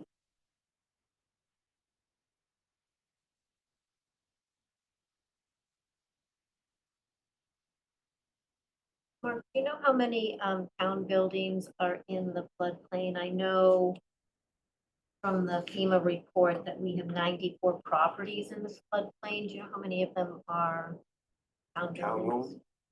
Townhomes? No, I don't. I know the parks are probably in the floodplain and the sewer plant, parking lot. Building. Probably might be. But that's all I know. Fire station.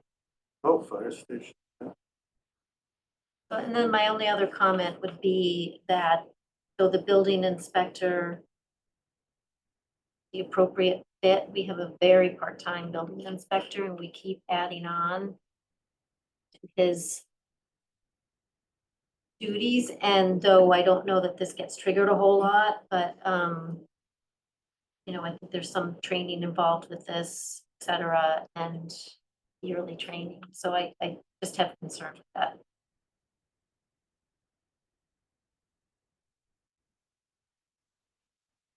I can find out if our contractor has gone through the training that they have.